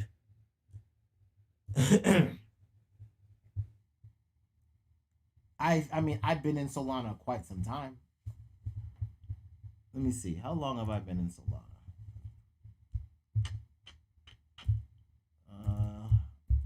I'm going to have to log in. Hold on one second, y'all. How long have I been in Solana? But I'm going to... No, you know what? I'm going to do it on my phone. Give me a second, y'all. Let me do it on my phone real fast. It'd be faster that way. Because this thing wants me to have to do a whole bunch of security crap. And I don't feel like it right now. Homie don't play that. So... Portfolio. Solana. Oh. Alrighty, then. I got in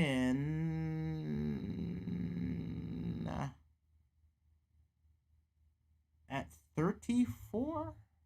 Oh, man. Oh, I did snack in at 34. Yeah. I could have gone deeper. I didn't do it. Then my next play was at 30. I sniped in at 30. Not a bad snipe either. I can't be mad at it. I can't be mad at the snipe. I can't be mad at the snipe. I actually I'm now I did not I had not known how much, like, we've got a decent snipe. Okay. Yeah, I'm gonna be staking. Yes, sir. I'm gonna be staking. Yes, sir. Yes, sir. I'm gonna stake and ride that out, and then I'll come back in. And I am gonna come back in 2022. I did buy at the bottom. I did not realize I had grabbed some during the dip. I did not realize I didn't ape in, but I sniped in. I put a reasonable snipe position in. For my, like I said, I am not wealthy, so it's like $100 is a lot of money for me. So I put a decent position in. All right. So like I said, y'all, this ecosystem, as an ecosystem, as a platform, has already a game that is looking like a hold on, where's my other window? Where is the window with... oh no, that's not it. I must have closed it already. Let me hold on one second. Let me see if I closed it out or not. That.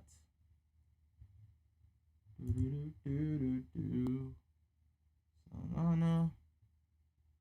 That one. Yeah, I did close it. All right. No problem.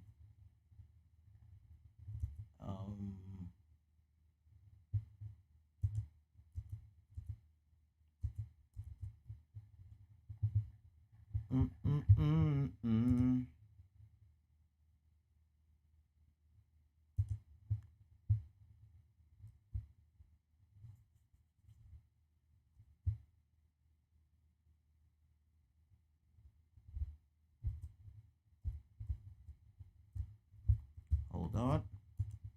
There we go.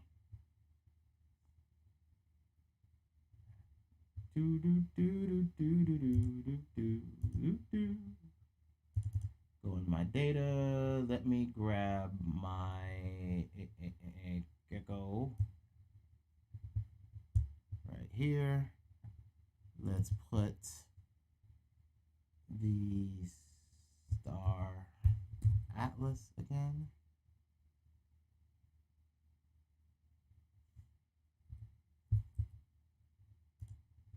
Right, and then go into the actual star atlas site again.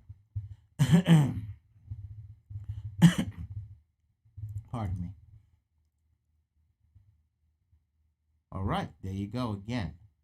So let me click into here again inside this game.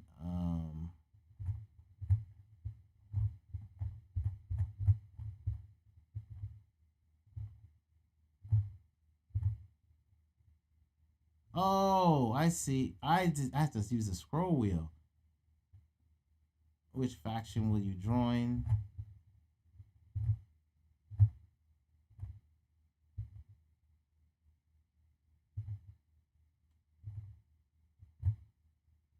Oh, if you use the scroll wheel and scroll slowly, you get to see all that stuff that it jumped past. I didn't catch that last time, so these are the ships it's gonna have. That's sick. Okay. Didn't see all this. Starships. Yo, like I said, to be able to theme this, make music for this, make environment sounds for these things, to be a part of these games, man. This is something that, like I said, I've been wanting to do for a long time. I want to get into the gaming industry, and to say that we can actually do that, that's pretty dope. So they have something called the showroom. So I'm just clicking through the showroom, and yo, if these graphics are even a fraction of how this is gonna look, I want in this game, man. Like, this game is going to be serious.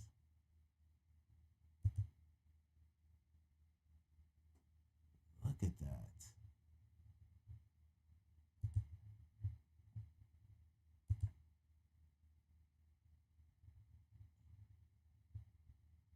Capsules.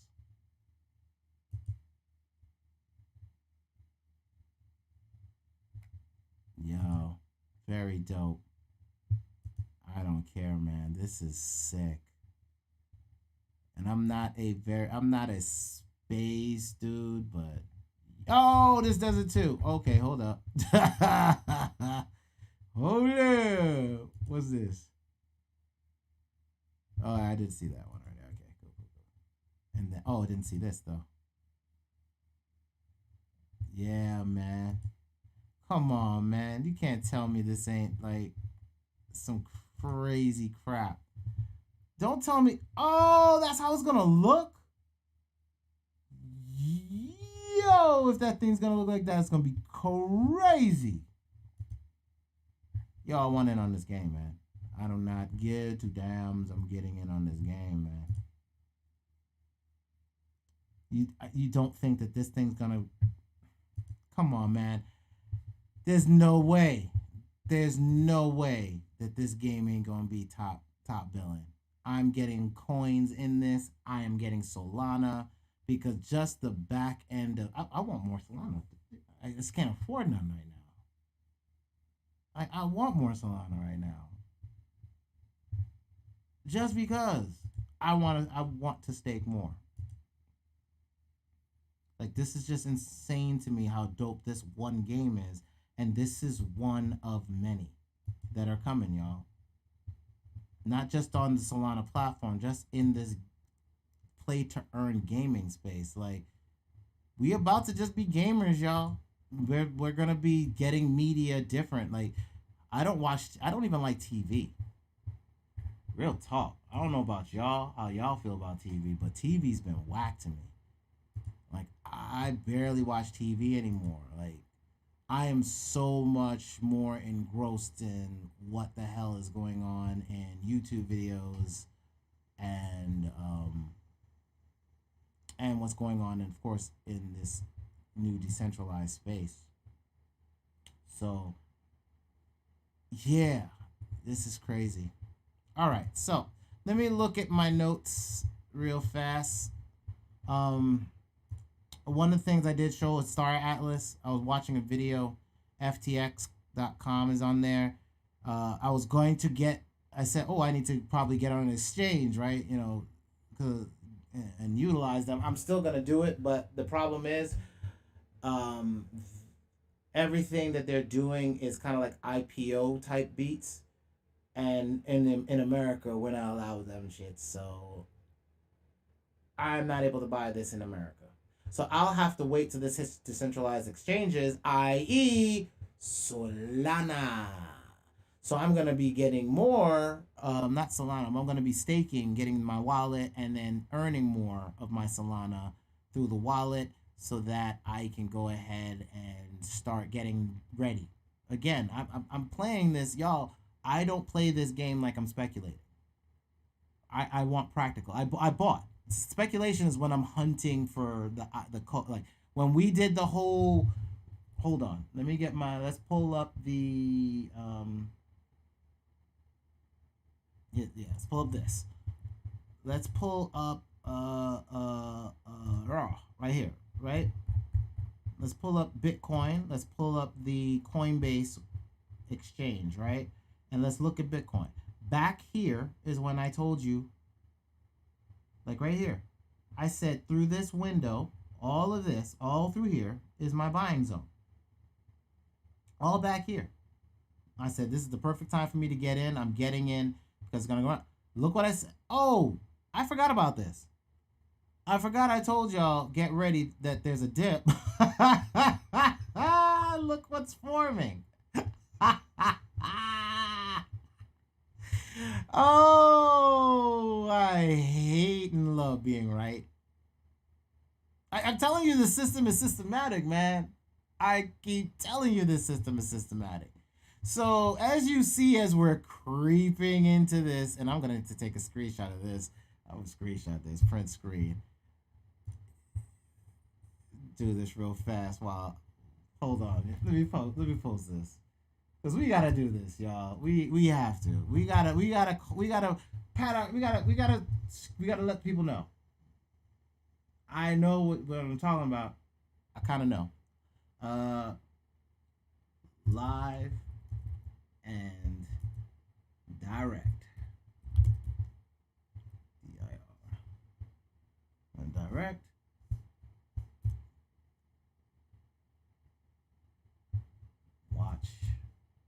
Watching that dip zone, right? Like that's, we watching that dip zone, baby. Watching that dip zone. Boom. Live and direct, watching that dip zone. Right? And that's because that red right there, systematic, man. Systematic with this system, man. So, as I was saying, let me get back to this chart. I was in this pocket. This is the zone I was telling all of y'all. Yo, I'm buying. You buying the dip? Buying the dip. I was looking like an idiot. When I was telling y'all I'm buying the dip. All my strikes, I kept saying I'm hunting data plays, I'm hunting infrastructure plays, all because I knew this, and this is forming. But I told you, look how fast. Bang, bang. It's going to shoot right the hell back up right afterwards. So that is why, and let me go back to what we were talking about. That is why I am playing the Solana play.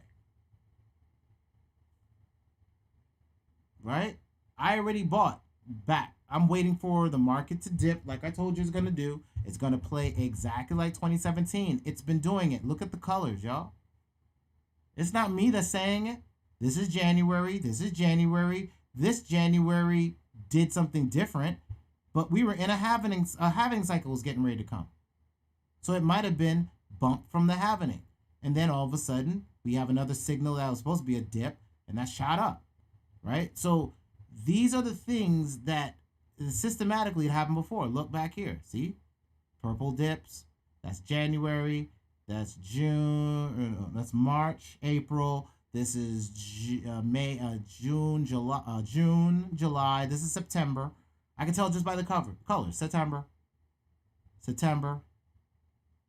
So what I'm showing you directly from when I was in this shit from 2017. Bitcoin plays different. Bitcoin just plays the way it plays. It's been doing it since 2013. I don't need to care. I just need to play it. So I got my buy-ins, right? Back here, like I told you. We're watching this ride up, but the Solana play is crazy. Remember, I told you, would you have bought Ethereum at $5? I did. Had to sell the last time. ACTB, what's going on? Right? I bought Ethereum at $5. I thought Bitcoin was a scam, straight up. I thought it was fake. I thought that shit was going to go to hell in a handbasket. I was wrong. That was back in 2014. I was at Canon. I saw Bitcoin. My friend had said something to me about it. I said, that shit is a scam. It's out of here. Then I saw Ethereum. And then I said, oh, wait. I can put a website on there? Hold up. So I can put a website on there. That makes sense to me. I don't know about your gas prices on Ethereum, but that right there, to mint NFTs, to do music. Oh, ACT got it at 105 and 17. See? All right, so in the tribe, y'all got to understand, people see shit. We see shit, and I see this. Like a 20-inch Zenith, believe it. I'm sitting here as a developer looking at this saying, are you serious? Now, just a moment ago, this was at, so this basically fluctuates, right? Back and forth. It's doing 1,500 transactions a second. ETH does 20 transactions a second.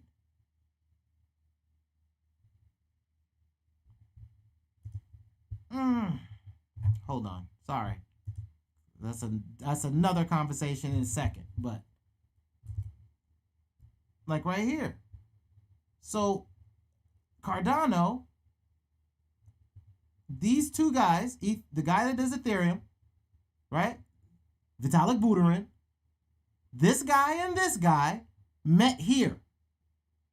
Let me put this in perspective for you. This is why you got to do the background and just kind of look at the background of who these people are. Like I didn't buy Microsoft because I didn't understand it, because my staff sergeant, when he told me to buy it at $5, I didn't understand it. I didn't understand that Microsoft was a hardware play. I didn't know that hardware was going to go in every home, even in the projects. It wasn't until I saw somebody selling incense and books on the corner, and I found out he had a computer, and I was interested in why this dude who's trying to kick knowledge got a computer and had AOL. Like, because I thought only nerds was gonna have computers. I had half a Bitcoin last summer and sold it because it barely moved. It later ran all the way up to 60. I was in that run. In 2017, I was in that run, fam. I was in that run. That was back when I was doing CryptoPlunder 3 years ago, right? So right back here is where you're talking about. Now, this is when I was talking about the FUD. This is when I was talking about China doing stuff, Ripple. I'd gotten my Ripple, and I was thinking that Ripple was going to take off, and you see it's still low. All the way back here, like Neo versus China FUD, all the way back here. And I sold everything. I even got hit by BitConnect, even though I warned against BitConnect. Like, where is it? I said that there was no. This is what got me into robots. This video here, this BitConnect, I was like, I'm not investing in this crap. But then I was like, well, if they've got a robot, why can't I? So I put some money in their robot and lost. But I also started learning how to use bots. This was Gunbot. But then I, of course, gave you something new, a different bot, which is the Bitsgap bot, which I have here. Intro to Crypto Bots, right there. And then sentiment charting, that's how I get my blue and purple lines. And that's how I knew where all this was going to play out. I'm not even trying to be a rocket scientist with this shit. But ATC. Yo, ATC, you've been here then, right? Since you've been here, then you remember what November was like. Right? Let's go back. You remember then, let's zoom in, because I'm going to take you back, man. You remember what this looked like. Let me get in. Let me zoom down. Let me zoom in. Let me zoom down. Let me zoom. I'm going to make it look like we're in this year. I'm going to make this look like it's this year, y'all. Watch this. I'm going to move this out of the way. I'm going to put this here. We're at September, right? We had a June dip, right? Look at the ride up. Look at this. Now, watch what's about to happen. Boom, boom, boom. We have a little dip right here in this November dip. It always has a dip in November, but it had a point up. It had gone up on one of these where I put it from. But then all of a sudden we had this skyrocket and then fall flat. So we went all the way up here and then dropped all the way back down here. And then it just tripled down. Then it just got crushed. Right? This is because of this. This caused this. Because everybody had to buy hardware all over again, y'all. When this happens, Bitcoin, how much you make per Bitcoin gets cut in half. Everybody got to go buy new hardware. That's why all your hardware gone. That's why your GPU's gone. That's why your CPU's gone. That's why all these ASICs are out of here. That's why there's no chips for cars. Because it all went into hardware. ASIC mining. So we are back in this freaking crazy halving cycle. Because we went through this, you know. Oh, here we go. So we went through this, what I call crypto winter, the seasons of Bitcoin. We went through crypto winter, which is after that last crash, it got real boring. I was out. I went looking for how I was going to do media. How do I, like, who's going to be the new Facebook? How blockchain social media is about to take off. Well, it didn't. Yeah, new ASIC miners every time. That's why, yo, for everybody, ATC, yo, you've been here, bro. You've been here since 2017. It's just time for us to grade up, right? Which is hardware. So when this happens again, and that's why we're telling the tribe, since we've been through this is going to happen again. It's going to drop. Then it's going to drop. But then that November dip's going to happen. It's going to go even further. And we're going to be back at the numbers we were back in September. Whenever, right about now, the numbers are going to be back where we were. This is going to be when I'm back in hardware.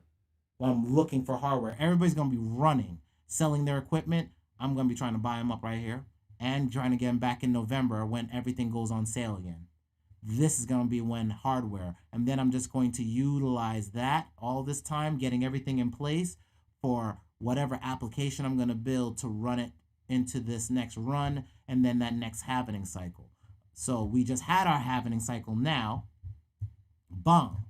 That's what I've mapped out here. These things are not me. I'm not like casting stones or being a freaking seance. I'm not holding seances. I'm not calling the spirits. This is us navigating the waters like we did before pre-Tulsa. This is pre-Tulsa work.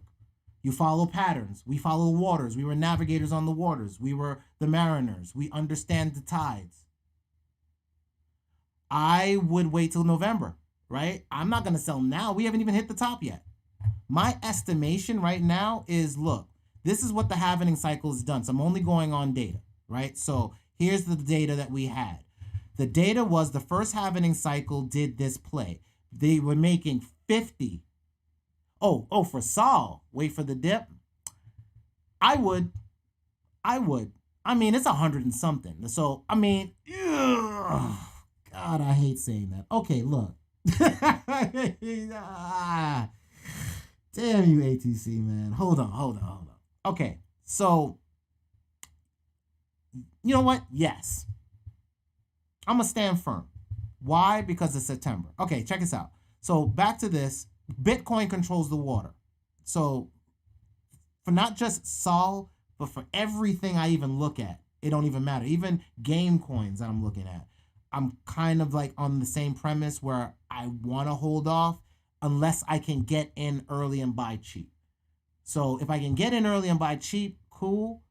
Or even I might even, if I can stake some now, I might not mind staking some. So I'm not going to sit there and say, don't grab some, because if you have 100 and you want one share and you stake it, you still get, the transactions are still 0.25, so you still make money in the network.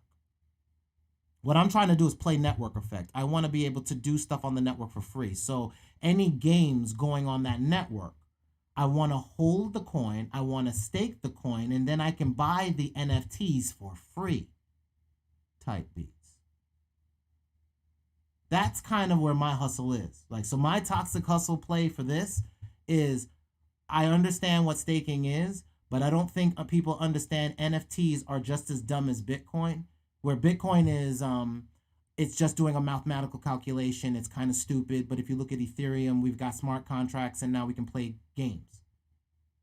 So soon NFTs, which are dumb, they're just JPEGs, are going to be part of games. So not even soon, sorry. Oh, well, let me stop that. I gotta stop being cute and clamorous, because we're not on a soon come, like, it's not soon come.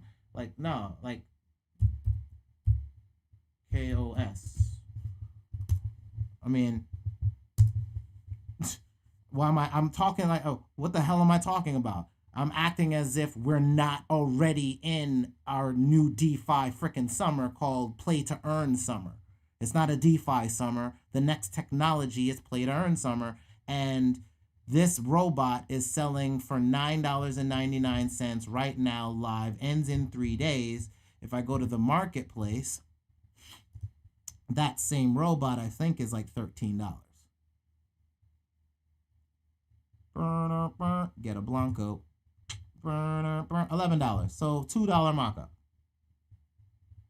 Right? So when you look at that, and then this one was $250 when I saw it. It's $360. This one was started at $29, is now selling for $69. This one hasn't launched yet, but I can't get it, so I already know it's going to be extremely expensive when it comes out, because I'm not going to be able to do it this I can't play this season, as far as this 20 days or 40 days for the season. I haven't forgot your question. I see it. Who do I stake with for Sol? I haven't staked Sol yet. I stake coins now with Coinbase. So I started staking my coins in general just to get earnings going. Hold on, I'm trying to find my window. Where are you, window? I hope I didn't close your ass. Oh, crap. Don't tell me I closed that window, man. Nope, I didn't. Good. There we go. Coinbase. Bang. So, like, Coinbase, they have Algorand, Cosmos, Tezos, all that stuff. Then there's also, you've got wallets, right? So you got Exodus.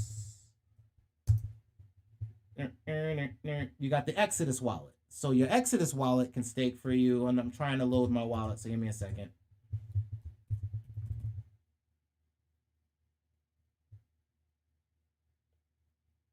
Damn, I hate when you forget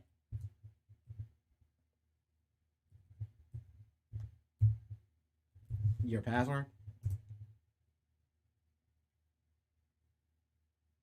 Okay, got it. Got it. Got it. There we go. Please update to ensure functionality. I will, but I'm not going to do it right now since we're in. You're going to make me do it. All right, so let me let them update. Okay, so boom, while it's updating, I can show you this stuff. So boom, here we are, Cosmos. So when you typically have the Exodus wallet, boom, you can see what's in the wallet. Oh, okay. I did not see this. ATC, thank you. Because if I'm now going to be staking here, because you asked the question, this is where I'm going to be staking. 6% APY. So this is my play on this one, right? So I'm probably going to come in here and do this because I like the Exodus wallet and I can take it anywhere I want. So, and then as you see, you've got other API rewards. So you can sort it by reward. And you can see Ontology, you get 16. I don't know what they do, but they're $1. So I can earn interest. Cosmos, that's a network, right? So Cosmos has a network. Solana's a network. Tezos is a network. See, these are the things I had to understand. Like, why are they giving me interest? Because you're staking, you're giving it, you're delegating your capital to a delegation node, and that node is gonna validate the network for you. So you just give them the money, and then they'll stake it for you, and then you close your browser, you close your wallet, and go on about your business. So for me, I look at these networks. As you can see, Exodus has got VeChain in there, earning 1%. Neo 2%, DAI 3%, Cardano's 4%. It was 6% here. It was like 5.95, so it's been dropping. Algo is 5%, Tezos is 5%, Solana's 6%. So I'm gonna actually move my Solana here and have it staking at 6%. Unless I find somebody else that's gonna stake better. And like I said, Coinbase, you see, same thing. These are networks. These are all, XDAI is a network. You can program on it. So we've just got to look at this and understand that this tech, Bitcoin was the first of its kind. Yay, we're happy, we're glad, thumbs up, we got gold. That's it. That's all it does. It's gold. Does price action affect the stake or just the amount you have? No, how many people are staking on the network will affect the stake. Right? So the more people that are getting on, like everybody's staking now. So the more people that have started staking, of course you can't keep the same percentages, so that reward goes down. Staking 105, then the price drops. No, it doesn't matter, because remember, price doesn't matter. We got to deal in weight. I'm gonna let that sink in. Take your digital out of your head and go back to physical copies when we had gold in our hand, right? So the price of gold fluctuated. Did the weight of the gold that you had in your hand change? No, but the perception of how much the weight cost did. So even if the price goes down, what do I care? The weight of how many, the weight is this. What's the weight of Bitcoin? The weight is, what is one Bitcoin is this is weight. You see the one, there's a one here, that's this number. The weight of it is all these other zeros behind it. So right now Bitcoin is 48,000. On my schedule for this halvening cycle, I say, and this is what I was getting to,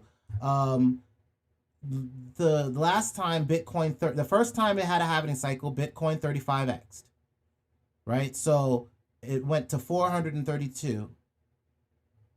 The peak, the 35x, if you multiply where it was, 35x from its low was $432. It went $673, right? Over where it was. Now, if you go down to the next halving cycle, the cycle you and I were in, right? The cycle you and I were in, Bitcoin gets cut down to $25, from $25 to $12.50, right? So new hardware investments. The day on the halving cycle was 650. On 150 days later, it was 758. At its peaks, if it 35x, it should do 2250. If it 20x, it should do 13,000. It peaked out in December of 2017 at 13,759.97, or it hit over the 20x mark. Now, for this cycle, we're looking at 1250. It went down to 625 per block, right? Because Bitcoin goes up every cycle. What you're gonna make goes down. How much you'll make, but how much Bitcoin is worth is going up. So it makes sense it's going down as Bitcoin goes up. On the halving cycle day, it was $8,000. 150 days later, it was 10 grand, right? So now, if it 35x's, and I called this back in June, we're looking at 300,000. I don't believe that's going to happen. At 20x, which we barely did last time, we were at 176,000. I don't think we're going to 20x because we barely did that last time. So I said, well, what happens if we did 15x? Well, then we're still looking at 132,000. So that's still a 20x play. Of only going 20 times this cycle in a halvening cycle that does crazy things that we know, we've lived them. And the fact that if it hits 100,000, I start cashing. So that's why I'm saying I don't know if I want anybody buying anything now, because look where we are. Like, we've gotten, if we follow the patterns we've seen, right, from the last halvening cycle, I called this dip. I then called this dip. I then called this pump. It's in the Discord. It's in the videos. Prior to me doing this, it's in video that I said, hey, there's a dip coming. And then these dips I put out back in June, and I put the dates on them. So I called this back in June 21st. I called the dip was going to happen, and it did. And I called the pump was going to happen. And I've already said that this is all from the past. These are all things that happened in the past, just seemingly coming back. So then I only have 2 more pumps. So even right now, grabbing it at 105, it won't matter too much because the low will still be right around that zone, right? Because we're looking at September is where, if we go back in time, like I'm just going to go back in time to what we did before, right? When that halving cycle crashed, we got up here. This level that we're at, and if I'm trying to kind of zoom in to see it, right? So we crashed, boom, and fell down here. Where was this? This was back to October's numbers. So it's here. So right now we're not even at October. So even if you bought some now, where it's going to bounce back to is going to bounce back to October. Then Bitcoin goes even further down and crashes that November of 2018, which would be this cycle, 2022 November, is going to crash down again. That number is right around down here where it was in August, September, this time frame. So if you want these prices again, you're going to be waiting till November of next year. So you could feasibly catch the pump, sell November, recash a bit of it in, because I'm going to be buying back in April a little bit, and then I'm definitely buying more in once this Bitcoin November dip happens. I'm buying back in. So to answer your question, does the price affect the stake? It doesn't affect the cost of the stake you're earning from the physical quantities. So if you're going to earn 1, you're going to still earn 1. So if you're making enough to earn 1 of it, you're going to still earn 1 of it, and that's going to be it. Or you'll earn 50 cents of it, you'll earn 50 of it. But the price won't matter. What you sell will. When you sell it will. What I'm doing is, Solana for me is now, because of what I've shown in the early portions of the video that some of y'all may have missed. Hold on, I'm trying to find my my screen. Solana, here we go. For me, Solana is this, how many transactions per second it is. It's this, what's the average cost per transaction.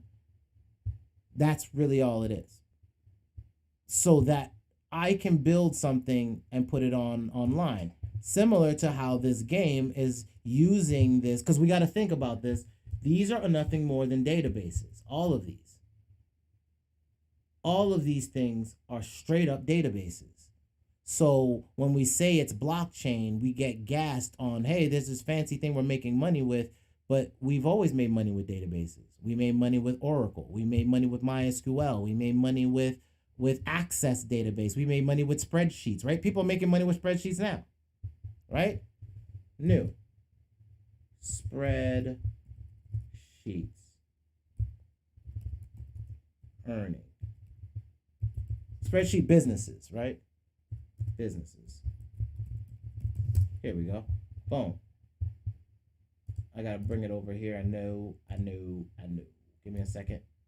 My mouse is acting really glitchy on me right now. Right? And let's go to the news.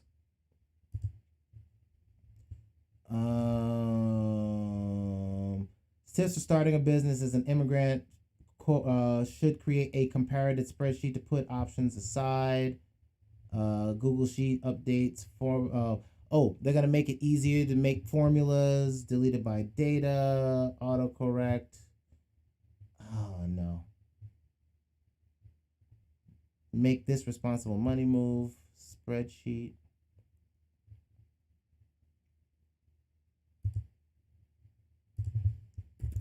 Spreadsheet business. Earn money. Right? Let's try that.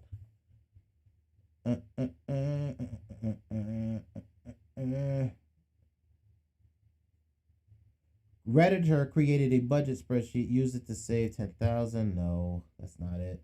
But people are doing that. Like they'll become like a TikToker or something like that, and they'll make a spreadsheet and they'll sell it to other people. But like I said, there's just ways. There's always some way to use tech to earn cash, and the next stage of it is the game market. Like the next game market seems to be it. So now Soulflare, this is a wallet.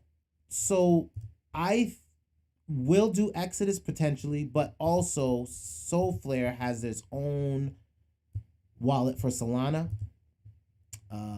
Right now, this is how much is being staked.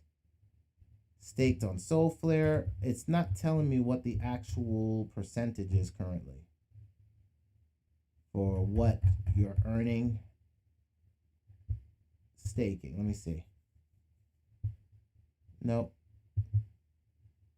Nope. Yeah, it doesn't show me. It just says 22% is being staked, but it doesn't tell me. That's cool. So, now, what I am going to look at is, as I was saying, good Lord, this game looks sick. This is Star Atlas.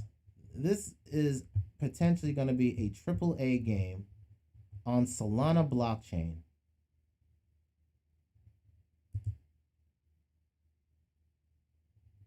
This is why I want to stake more Solana. Right? This is why I want to stake more Solana.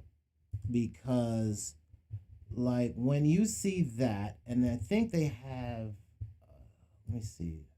If I go back, if I'm not mistaken, there was a place to buy. Play now. There we go. And then here, with crypto such as Rider, Mara, Sox, GBTC, and Geth. I don't know because I don't play stocks. Like the only stock, I think I said it, the only stock right now I think I'm going to play, and I put it in the Discord, right now would be this person right here, Ubisoft. And the only reason I'm playing Ubisoft is because if you see Assassin's Creed, Prince of Persia, all the things that we talk about in 3 a.m. room, this company is also behind this decentralized game called Chronicles that you can build part of the game, and it's like a Pokemon type beats type thing, but Ubisoft is right there. And also they're part of this right here, and this is Axie Infinity. Right? So Axie Infinity, Ubisoft being there, so that's why I'm buying the stock, because I'm like, at $12 a share, that's real cheap for a company that's piggybacking on the back of all these decentralized companies and learning. And then if you look at what catalog they have, Assassin's Creed and all this, and then again, they're not on Solana, but again, this company is on Solana. Right? Let me play that trailer again so y'all can look at this crap. Like, this is ridiculous. And while I let that play, I'll look at what you're saying. Riot, Mara, Sox, Get. I don't know whether or not those are dip with it or keep rising. Like, at the end of the day, do I think Bitcoin will stay at the top of the market share long term? Maybe. I kind of can get it staying there. But yo, it doesn't do nothing. Like, if you look at Solana and you look at the fact that I can put a whole application on there, like, and get it cheap, and I can put NFTs on there, and those NFTs can be inside virtual worlds and virtual games and like things like this. And ah, I don't know. I don't know. That's kind of like I look for practicality because I didn't get it. I didn't get Windows when my staff sergeant told me to buy Microsoft at $5. I didn't get it. I didn't get Bitcoin when I first saw it. I got Ethereum because it programs. I get Solana because it programs. Um, do I get banks and other? Let me see. Who's Geth is a was Geth a wallet? Is that a stock? Yeah, GETHSTOCK. Hold on. Green Evertech Holdings. Is that it? Is it OTC?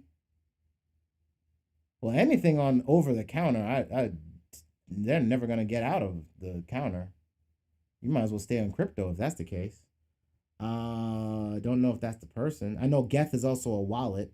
GBTC, you could use that, or you could just hold Bitcoin, because remember, GBTC, they're just a custodian to make it easy for old people to get into crypto. And there are two cryptos that they're pretty much on their thing, right? Which is Bitcoin, and then it's like I think they're doing Ethereum, and I think they're going to Cardano. Right, that's Grayscale. Yeah, that's Grayscale's BTC. So it gets unlocked after 6 months or some shit, right? So it's like, here, old people, you can buy crypto too, rich people. Boom. So you buy it, and then in 6 months, so you don't dump it on the market because the market scares you, old people, we will give you to another custodial wallet so that we hold it still for you, old people. Like, I'm an old head, but I'm not that old. I'll just hold my own damn crypto. I know that gold is gone. The queen is riding in her cart with that, right? Oil was the new gold standard. They thought they had all the oil in the world. Haha, they ran out of oil, right? So they lost that jugs right there. So then the next one is what? Work. We don't have that. We got automation. We got robots. I am a robotic engineer. I started my way writing macros for Citibank on desktops. The desktop robots are here now. It's called Microsoft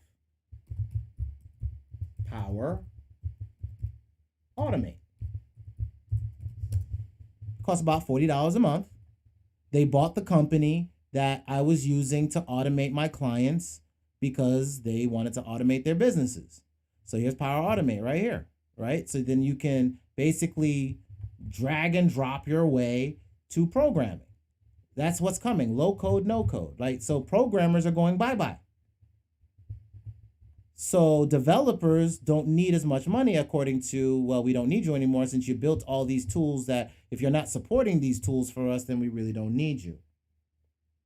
Right? So my thing is, Bitcoin is a great idea. It's going to be the standard, at least for another, like the next season. Like, Bitcoin goes to probably $1 million, maybe even 500. No. I say Bitcoin to at least 250 to 500,000. I can't say it's going to go to $1 million because right now Ethereum is having its own days of reckoning, because these gas prices and me wanting to now get into DeFi and do stuff and move money back and forth, and you're telling me $30 transaction fee. I want to buy something for $20 and I got to pay $130 in transaction fees? Are you kidding me? You think that's going to last? That's the reason why I was in the Discord talking about, look, y'all, I'm looking at Cardano. I'm looking at Solana. I'm looking at Terra. Hell, I'll even look at XRP Ledger, like, because XRP has a programming language, right? And I would play all of those just to get the back end to whoever's going to win. Like, who's going to be the next Google? Because remember, back in the last internet, there was a bunch of search engines. We got now whittled down to one, right? There's a bunch of operating systems, but there's like 3 that are the winners. Linux runs the internet. That's where all the websites run Linux. So Unix, Linux, right? Which actually, That's iOS now. So really there's only one because Unix is now Mac OS. So really no, that's not true. Wait, Windows is going to ARM, Windows is going to Linux, Windows is going to Unix. So everything is going to have 666 on the machine. And let he who have understand and calculate the number of the beast, and I will give you that number, and that number is 606 scoring 6. Change mod 666 means that all users can read and write but cannot execute a file on the folder. Change mod it to 777 will give you universal access to the file structure. So, was the good book telling us about technology? Let's go. What is the 6th letter of the Hebrew alphabet? Let's see, the 6th letter of the Hebrew alphabet. I can't type without looking down, so I know I've got like crazy misspellings. There we go.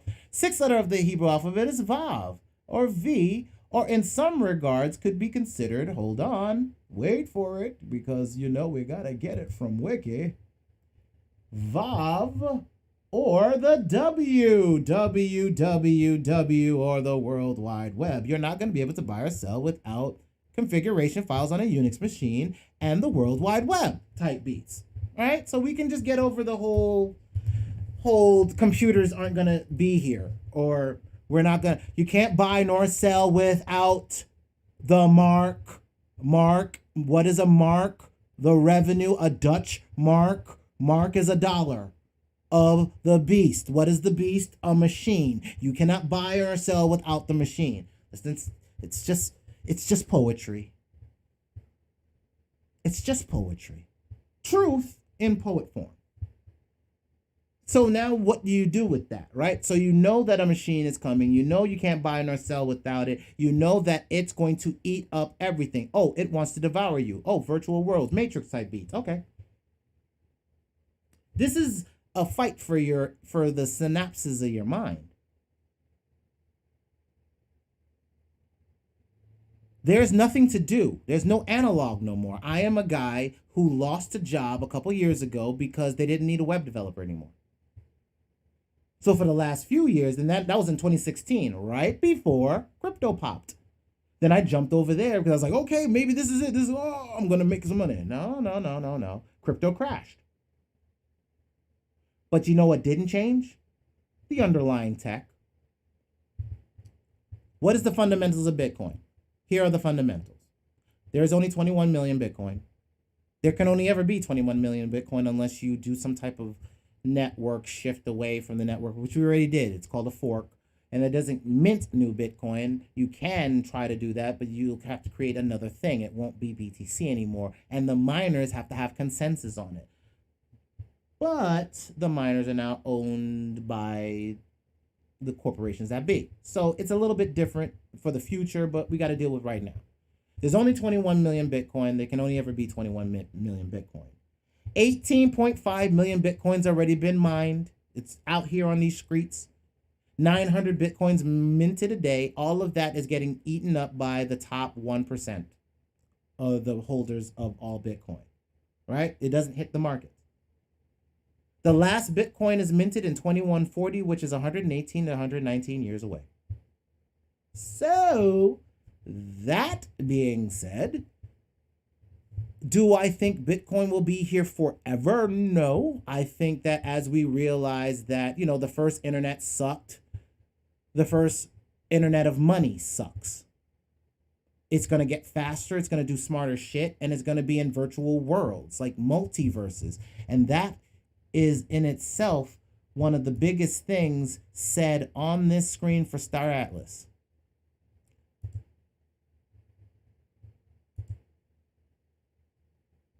Live the freedom of the metaverse. The metaverse, the multiverse.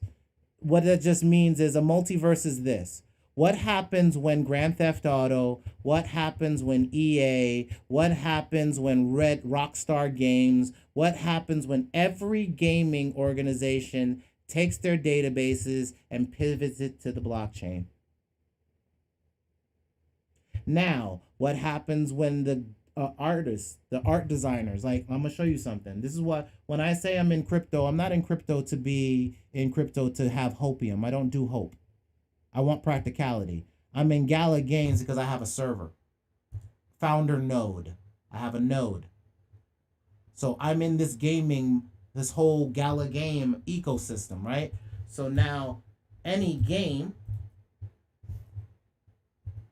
and I'm gonna have to do it. You know what? No, I'm gonna do it this way because I know I'm logged in. But it's all right if you see it. Right? So that is their version of Roblox and all these other blocky looking games. Right? They got the people that made Farmville. Right? They call it Townstar. They've got battle tanks that are coming. They've got this Mirandus world they're going to do. It's a fantasy RPG game. They've got that fighting game, like space fighting, like they're trying to compete. But this is yet again another company that needs to come try to beat everybody. You know, these are the new companies. These are the new websites. Same with websites. Everything in front end now, 80%, the web's more than enough. Squarespace, Inc., Wix. Yeah, I lost my job because of that. Like you said, yeah, everything. Nobody needs a website. Like literally, now nobody's going to need content management systems. WordPress is out of here. I'm telling you right now, we need to build communities. I had to change my database. That's the reason why I'm in the Discord. I'm in the Discord talking about the fact that I had to change databases. Like up here. Here he goes. Boom. Build success. I just launched something on Heroku. I'm learning. I'm having to learn. Right? Gala Games. I'm having to learn. I put a node up to host the server for $6 for Gala, and I'm making money all the time. I'm just receiving it through the node. Right? So, like, you got these gaming companies that are coming up, and they're going to have cash flow. So, I'm looking for the next Grand Theft Auto. I'm looking for the next Halo. I'm looking for the next Need for Speed, Tekken, Street Fighter. Any one of those things can have assets that give power boosts that are NFTs. So now NFTs don't need to be dumb like Bitcoin's dumb. So I'm just skipping and saying, okay, Bitcoin, Ethereum is to Bitcoin as game play to earn is to NFTs. So I now want NFTs that do more than be an ape or be a crypto punk. Yeah. Okay, so check this out, ATC. Why do I keep messing up your damn name? When I first got into a game called Second Life, I realized immediately, holy crap, this is crazy. I was making 133,000 in the game. When that converted by pulling it out through the exchange and getting it paid to PayPal so that I can swipe my debit card, it was $500. So I was making $500 a month inside that game. I played that game every day because I had a shop inside of it doing hip hop clothes. So it was 266 Linden was $1. So I was in a small country off rip. So my whole career on the internet has basically been me living in a small country, waiting for my digital side of my country equation to step the fuck up. Well, if I go over to CoinGecko and then I go over to find E and J, and we drink that, right? E and J, Irk and Jerk. It's funny how Engine is the same as our Irk Jerk. That's $2.20. So if any game comes on the Engine platform, right? Any game on the Engine platform that takes Engine, well, if I can stake Engine and earn one of itself, and I earn a bunch of ones, and I can buy NFTs with those ones, and then I can sell those NFTs for more Engine, and then my Engine is more than the US dollar, and I've beaten out the US economy fiat that got nothing for me as it automates itself to out of existence. They put themselves in a place in the 80s where they started outsourcing things to India and China, like the labor and everything. And now all of it is automated and they ain't got nothing left. They don't dig nothing out of the ground. Shit ain't falling out of the sky enough, except for rain and wind and pieces of houses at this point. Or fire embers, right? Or locusts or grasshoppers in this regard. I would start staking those. I would start trying to find out where hold on. I'm gonna start. I have to do it myself now that I'm out of investment mode. I'm in practicality zone. I'm like, yo, ENJ, right? Engine, ENJIN staking. Where can we stake our Engine? Since you got some too, we need to know. Can you stake Engine? Let's look at that. The Engine is secure. Blah, blah, blah, blah, blah, blah, blah, blah. All you need to do is navigate to it. Check your website. Da, da, da, da, da. Can you stake Engine? Swap fees while maintaining exposure to Engine. Huh. It's an ERC20 token. Yeah, I know, because them fees is crazy. They do have their own exchange. They do have their own network to reduce their exchanges. They've had to piggyback getting away from Ethereum. This is why I've been looking at Ethereum sideways. I have Ethereum. Like, don't get it twisted. I have it staking on locked in a ETH2 contract. Like, I can't even pull my ETH out if I wanted to. And that's fine. But I can't rely on Ethereum being ready by September 12th.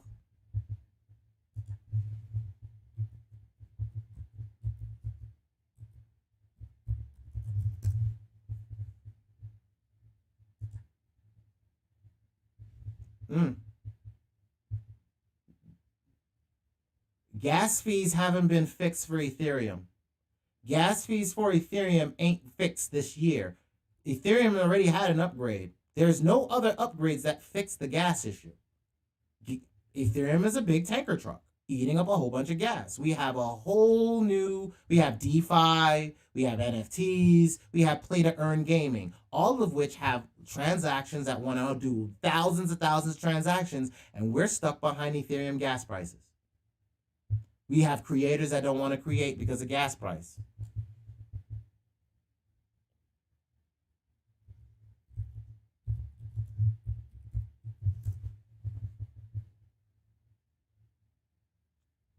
NFT Mania sends Ethereum gas prices to a 14-week high.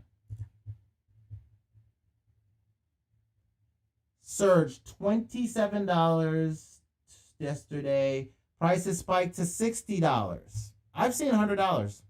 I've seen $100 in ETH transactions. Like, I want to buy something for $20-something, and it was $100-something in transaction fees. I was like, I can't flip that. There's no flipping that can happen right now. Like, so if anybody wanted to really get into this as a business to flip, you got to buy and hold long term. You can't flip. It just costs too much. So ETH's gas issue is not a small one, and it's not going to be rectified. When upgrade ETH gas, right? Is there anything that's any gas and fees? Let's go to news, because fees jumped up, ETH being burned. amid ETH 2.0 delays. Like they're trying to do it in December. So December is when potentially the contract will be released to maybe reduce the gas prices. December. What am I doing now that I'm done investing? You're watching it. I'm looking for business. I'm done investing and like looking to like, I gotta stuff money. It's not that I'm done buying. Like right now it's sniping. Like, okay, surgical. Hey, there's a game industry that hasn't blown up yet. And when Bitcoin goes boring, I can make money in. Is there land? Maybe I should be buying land. Wait, there's a space game. Let me check out this space game. Right? So hold on. Let me actually go do that. It's like, oh, I'm here. Boom. What does it have? It has this thing over here. What's this thing? This is a marketplace. All right. What's this? Poster. Oh, it's just posters. What are these? Does the poster do anything? Will I get something because of the poster? Rogue One Planet, dense and valuable materials, draws, poster number, reward level, whatever, block, whatever. This poster includes optional augmented reality features. Using a phone or tablet, you can experience this poster as it comes to life. So this is how you can see companies making money, right? So what you're seeing is like, what I'm going to do, I'm done investing.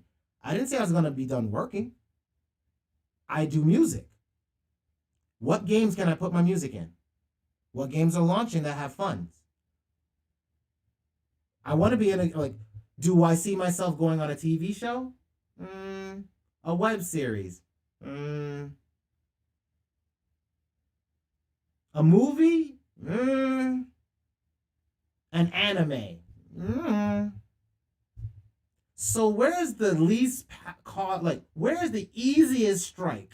If I wanted to put my music, and social media is oversaturated, TikTok's oversaturated, all of that shit is oversaturated. If I want to Gary Vaynerchuk day trade attention, where is attention going to be? Do we think that teenagers are going to be playing games for money or working at McDonald's? Well, McDonald's said they're getting robots, and they're right now, some McDonald's have to pay $30 an hour. And so they're definitely getting robots.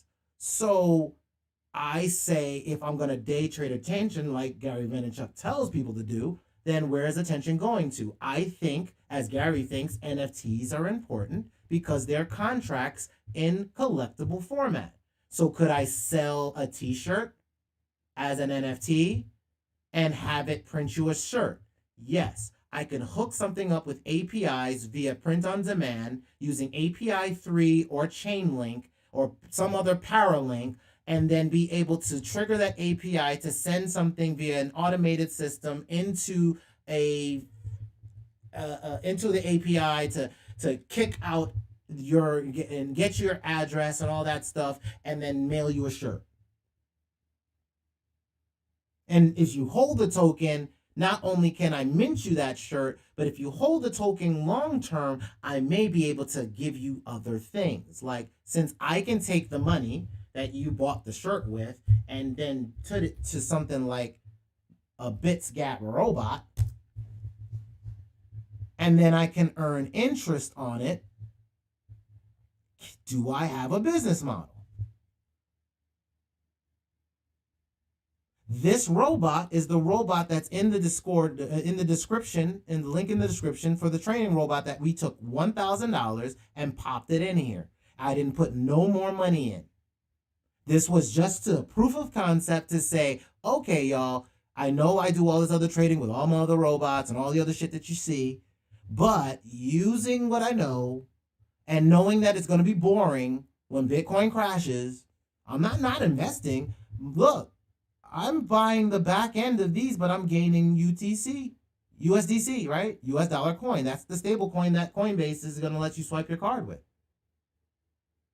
I'm getting BTC, which can convert to USDC or into any other coin I want. And out of that, I gain my percentages on this side for holding the damn coin. But at the same time, I'm liquidity, trading back and forth, liquidity mining, This is just my version of liquidity mining. Now, to ATC Beats question about Audius, I'm about to get deep into Audius too. That is my next type beast. Like, that's when I'm going to get into Audius. I'm going to be buying some more Audius. I'm not more. I got to buy some, actually. I'm going to get Audius. I'm going to get enough so that I can start really looking at their infrastructure. I need to figure out staking for that. I need to start putting music on that and putting content on that and listening to content on that and being part of the ecosystem. So then as a musician in Audius, I can take my Audius, like my revenue from Audius, put that in a trade with a robot and trade back and forth and earn more on that as well. I'm glad, ATC, man. Like that's why I do these. Like this, the entire point is that when China started flooding out a few months ago, I jumped back into doing video. Thanks to MG for kind of showing how he did his 3 a.m.s. And I was like, oh shit, MG does 3 a.m.s, he just talks. So I'll just show people what I see when I work. And if they see it, then cool. I want y'all to see it because then guess what happens? What I am doing is I'm building, check this out. I'm going to show y'all some true shit. Right now on my,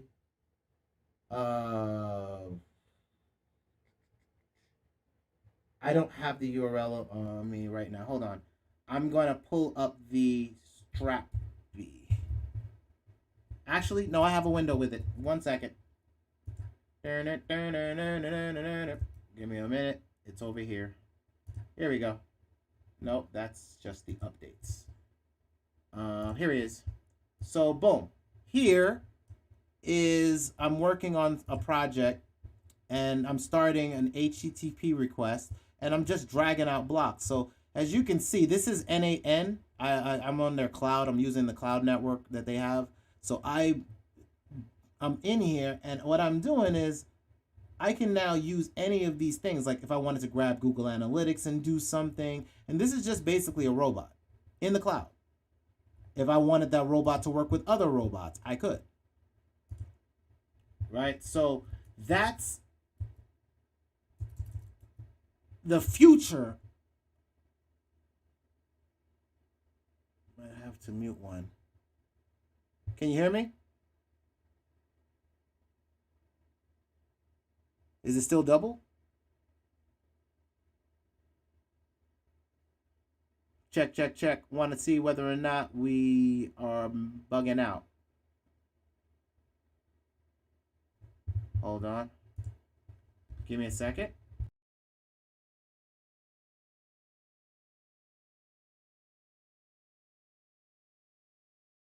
Check, check, check, check. All right. How's that?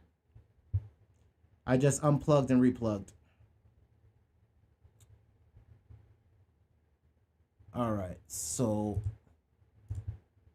yeah, so literally workflows, like building out workflows. And with this, being able to hook this into like financing and accountings, like PayPal and Stripe, and being able to do productivity stuff like, let's see, CoinGecko, grabbing some data and doing stuff with data, putting stuff on a calendar, doing stuff with Google Sheets, stuff with Google Tasks, like project management, Excel, like even project management with Monday, if I had to do things with Monday and automate Monday. All right, glad it's fixed. And now with this hooks into something called Strappy, right? So this hooks into Strappy. Leave. Right? And Strappy is my new WordPress. Right? You can see who's running it. And you can build fast. It builds you APIs. So basically this thing just builds out an API and then I can hook into it. And I've already built it in the cloud. I just can't show the URL quite yet because it's a back-end thing. But when ToxicHustle relaunches, it'll have that as a back-end. And then my goal is, all right, where are all these NFTs? Where are all these games? What are the social media going on with all of them? Are they getting more visibility or less visibility? We can start doing due diligence and watching them in real time, and then also have the system give us alerts. Like, hey, we're in a cycle. hey, the Bitcoin cycle is getting ready to start all over again, right? Or hey, this cycle's getting ready to end.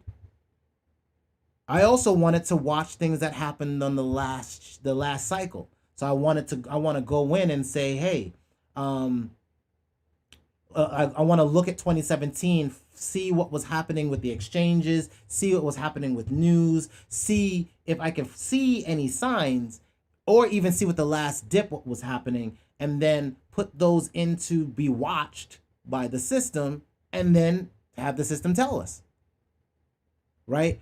When we should get into stuff, when should we move over here? Hey, this game is doing well. Hey, this economy is doing well. And then this way, we can see where stuff can be. Like this game over here, what can I do with it? Hey, you can make clothes in it. Or hey, you can put music in it. And if you can put music in it, well then where can you put music in it? Now, I was going to show y'all something in Discord for one of the one of the games I'm in, which is Blanco's Block Party, right? And if you go down to art and designs, there's people here who are already designing these Blancos, right? And in time, you could end up having one of your Blancos put out for sale, right? So again, we've got to look at what is our intellectual property in a world that the gross national product of every nation on the planet is going to be digital. Period. There is no analog. Analog died the day that Circuit City died. Best Buy killed Circuit City. Best Buy was a website.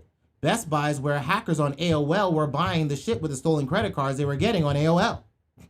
They were fencing it on eBay to then resell some stuff sometimes on Craigslist. All of those places still exist. That was the dark web. That shit was the dark web. Now, what's the dark web? No? There's no, the physical's all drying up. Like Amazon has ghost warehouses now, right?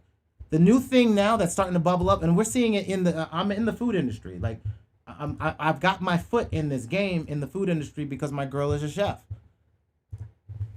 And right now, ghost kitchens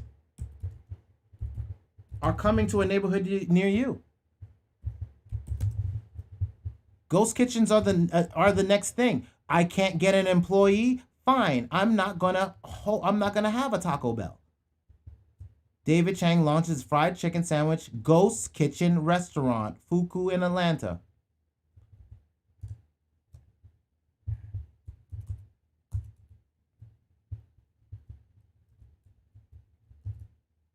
There you go.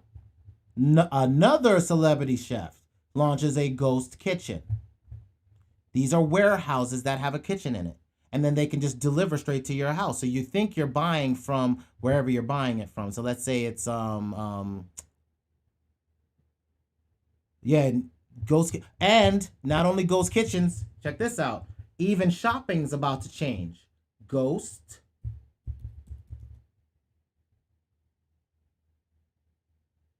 supermarket.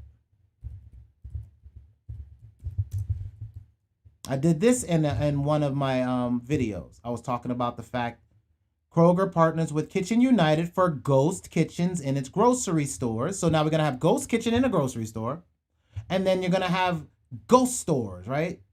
Kroger opens ghost kitchens, restaurant. Now I'm trying to find, the Kroger news is big, I guess. Damn. So that was new. That's something I wasn't planning. I didn't know nothing about this. So check this out. This is big, and I didn't even know about this. So evidently, this is huge. 4 weeks ago, this came out that Kroger is opening ghost kitchens inside their stuff. So that's going to hurt. Oh, here. Wendy's plunges into ghost kitchen frontier. So here's Wendy's, McDonald's. They're all going to do it. And that's nothing more than saying, I'm going to put it in a warehouse, and then somebody's going to cook, or a robot's going to cook it. And then you're going to get a robot is flipping burgers right now. White Castles. White Castles. Flippy. Flippy the robot. Right? Here we go. Amongst shortages in labor. Right? Robot. Flippy. Been in there. Right? Of course, they got a subscription, so I can't like see all that. But oh, and then there's more robots. And then we saw Elon Musk with his physical robot. Japan has robots that make coffee and pizza. Absolutely. Absolutely. They're here already. No, they're here. We have them here in America. Pizza robot. Pizza robot. Right? So here's a pizza robot here in America. Picnic launches pizza robot system. That was 2 weeks ago. But there's a bunch of companies got pizza robots now. Pendant pizza vending machines, right? And and why blockchain and Bitcoin and all these things are going to be big is easy. It's because none of them vending machines are going to take cash. Not a damn near wanna. Not a damn near wanna. They're all going to be doing remote grabbing of all of that. Price, boom, give you your thing and deliver it to you. Cupcake vending machines. I'm gonna look. Check this out. Hold on. Let's take it to look. Like chefs are about to be put out of business. Look. Check this out. Chef robot. I can't remember the name of the company, and I know the company, but I cannot think of their name right now. Chef robot. There we go. But this isn't it. Oh, maybe it is. There it is. The Moly robotic. Moly. Yep, this is it. This is the robot that's going to put chefs out of work. This is it right here. Look, it's in a kitchen. It basically can stir and do all this stuff. Let me give you a video. Now that I know it's a Moly robot. MOLEY robots. Here we go. Robotic kitchens. Of course, we have to have an ad.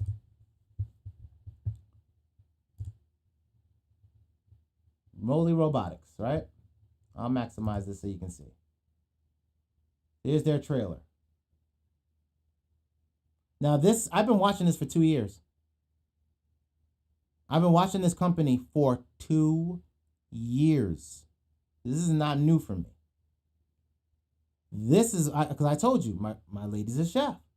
My lady is busting her ass all the freaking time. And I'm like, how can I make her life a little easier?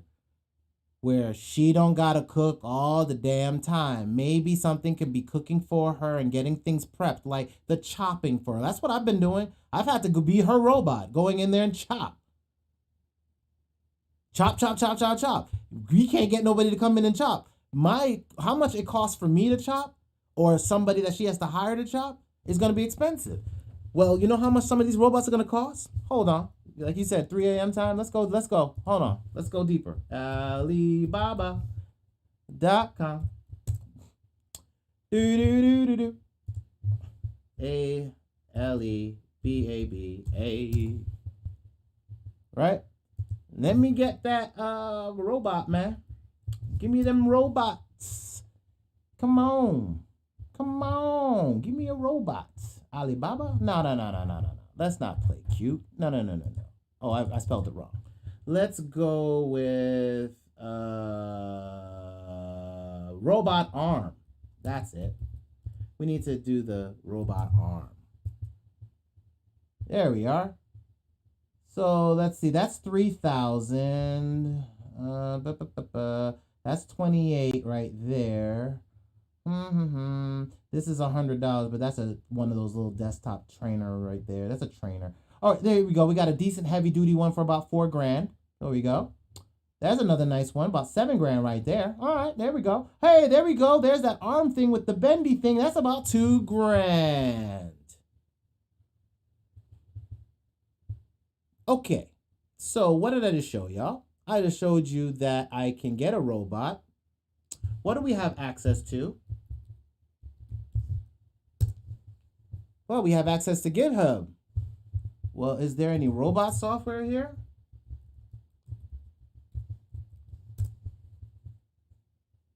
Okay, there we go. We got some robotics libraries. So if I wanted to learn how to do that, well, no, hold on. Did somebody tell me how to really, can somebody teach me how to do the robot?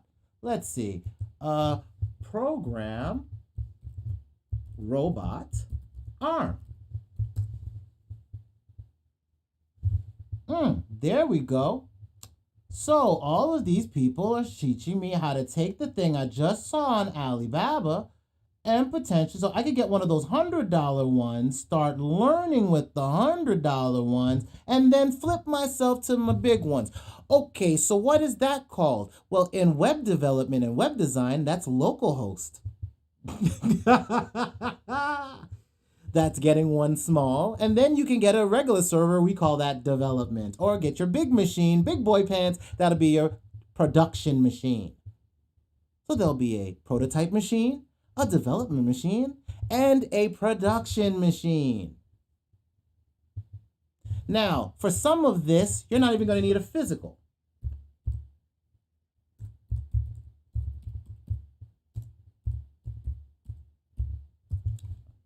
Hold on, and I don't want to make it in the search there because this needs to be seen right here. NVIDIA Omniverse, right? So it's what their Omniverse is something that they're working on. This ghost shopping is the new to me. Never heard of it. Damn, Cebus. Oh yeah. It's I know this. I know this is gonna be a little off-putting. But I missed that. Thanks for the catch, ATC.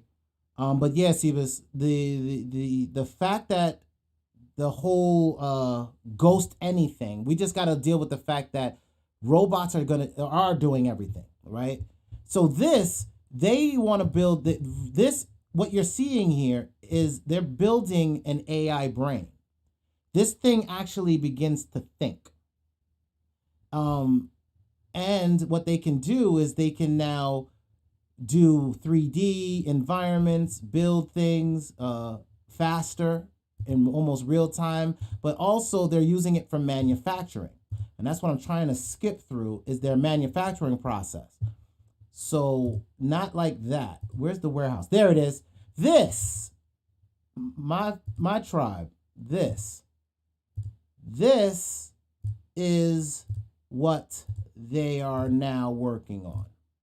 This is real life, motion fluidics, dynamics, robotics. So now the robot is touching something, balancing it. What you're seeing is them beginning to begin to have real world dynamics. So what they could end up doing, all of this is to then have you be able to build a virtual warehouse that could be functional, and you could train your robots in a virtual world to work in a real one before you actually spend the money on it. We still early on the coins too. Yes, Ebus. We're crazy early on this.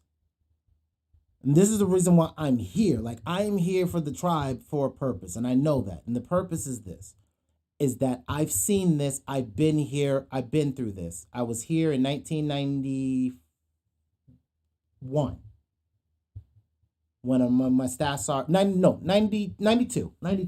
1992 when my staff sergeant told me buy Microsoft at $5 a share, stop being a man whore, put some money away. You got a guaranteed paycheck, boy. Put some money away. And I didn't. Now, I don't want to miss it. So I know robotics is the next level that's coming. So we have to think that augmented reality and virtual reality have always been the same reality. We just want to define it differently because it makes it better for our brains to kind of deal with. I had to break away from it for Second Life because I was making real money. I also had to break away from it during the 2017 bull run because I was making real money in crypto. I was making graphics, making websites for companies that were launching. So it's as simple as I was making websites. I made music that went on a trailer that went for a cryptocurrency coin. That is fiat, right? Now, how you make money around all of that, you got to look at the infrastructure. Warehouses are going up, but what they do just changed. Google Glasses, yes, but I want to get to this point. I'm going to skip. Look, what they're doing is like, think Tesla, right? Tesla has his car company. Think Amazon. Well, what if I could systematically run my environment of my warehouse in real time in a virtual environment and look at problems in my workflow of how I build things? How do I scale up my robotic process and change from one car to another? That is what Tesla does.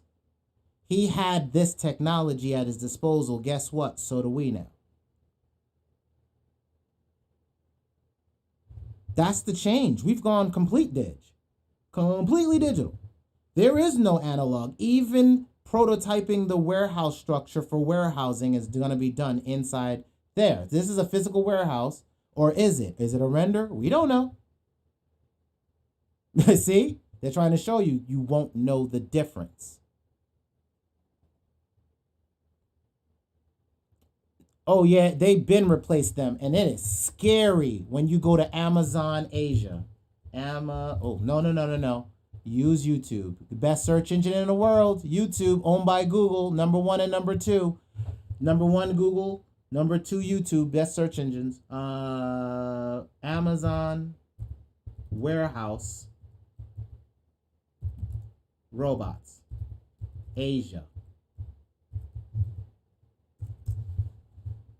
I know I spelled that. Oh, crazy. Good Lord. Yeah, we go. Here we are. Look at this insane crap. No, it's happened. It's not even a step, ATC. It happened. We just don't feel it because they've been hiding it from us here by doing it overseas and outsourcing this. This is happening here now. They just can't stop the hemorrhaging fast enough. So this is their entire warehouse. This is how their packages go. Boom. That's it. Right? So then Amazon has their forklifts. Right? So then there's these boxes. There's multiple forklifts at Amazon. I've been watching them for years. I've watched all tech. That's one thing I've been watching. So this is forklifts as well, y'all. These are bin lifts. So all of these bins are basically, so this is how the American warehouse had begun to run. So you can see what's coming. No, it's here. It's not testing. These are all functional. These are all live. The drones are live too. Drones already, they're not testing it. They've already gone live. The Amazon drone, they've already got FCC clearance. So they're not even testing. Delivery, drone. Commercial. I'm going to show you something. See, you keep thinking that it's going to be these. You keep thinking these are going to be the drones that are going to be delivering to you. No. Drone plane. No, they want the whole plane drone. This is your delivery. No. Them little drones weren't going to deliver to your thing. No. Pizza Hut showed you how they were going to do that. Didn't they? Yeah, Pizza Hut. Huzzah. Pizza Hut drone. Right? The little delivery drones. They got the box drone and they got the roving car drone, right? The car.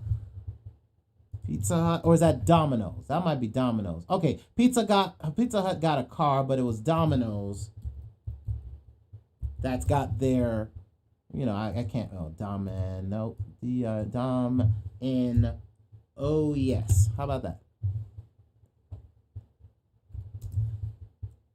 There we go. No, something there. This thing, right? This thing is coming to a neighborhood everywhere. Neuro, neurological. Gotcha. Oh, that might be a company to look into if you're looking at stocks as well, right? So here you got Neuro doing that. So then you got these drones in the sky. Look, the plane, boss. The plane. There, Prime Air. Look, Prime Trucks, right? So packaging. So you see, this, let's see, hold on. So let's say packaging, Prime plane. So there we go. So in the warehouse, you got some people, and then this is it, and everything. You don't see, look at this warehouse, y'all. Look, where's the people? Look how empty that whole building was. All right, somebody physically unloads boxes now, but nah, man. Nah. They want this whole plane to be flown. And they've got FCC, and then we've got Tesla with the human bots, right? And we already know Tesla. Shit. Tesla robots. Y'all don't understand why he wants Dogecoin. Y'all don't understand why he wants Dogecoin. He wants the processing power of all those decentralized computers. This is a hard. I told you it's a real estate play. It's hardware. Look at these robots. Look at Tesla. The same man warning you about robots.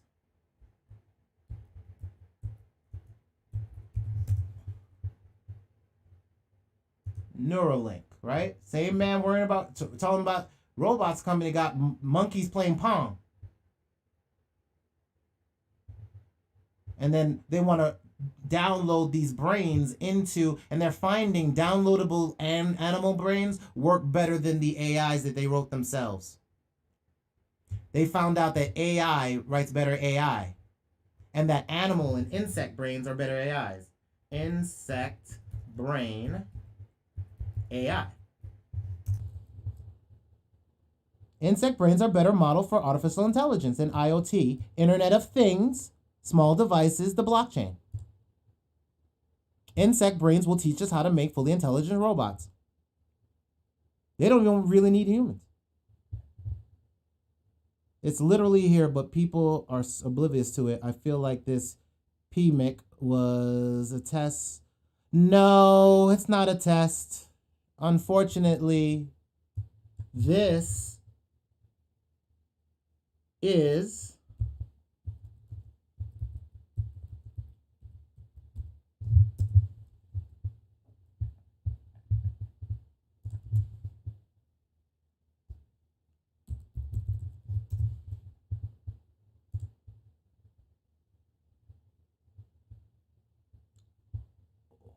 it?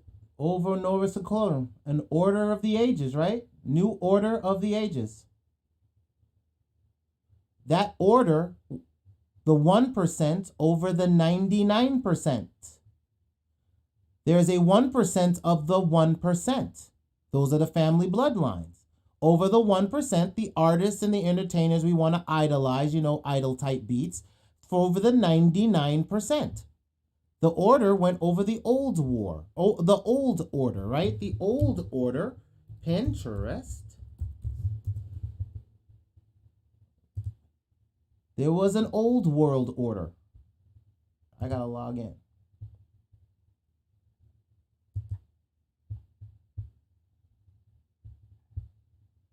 Hold on. Because I gotta log in. All my damn cookies are logged out.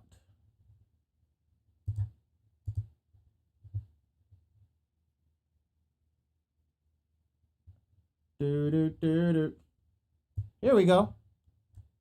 Here's your old world order.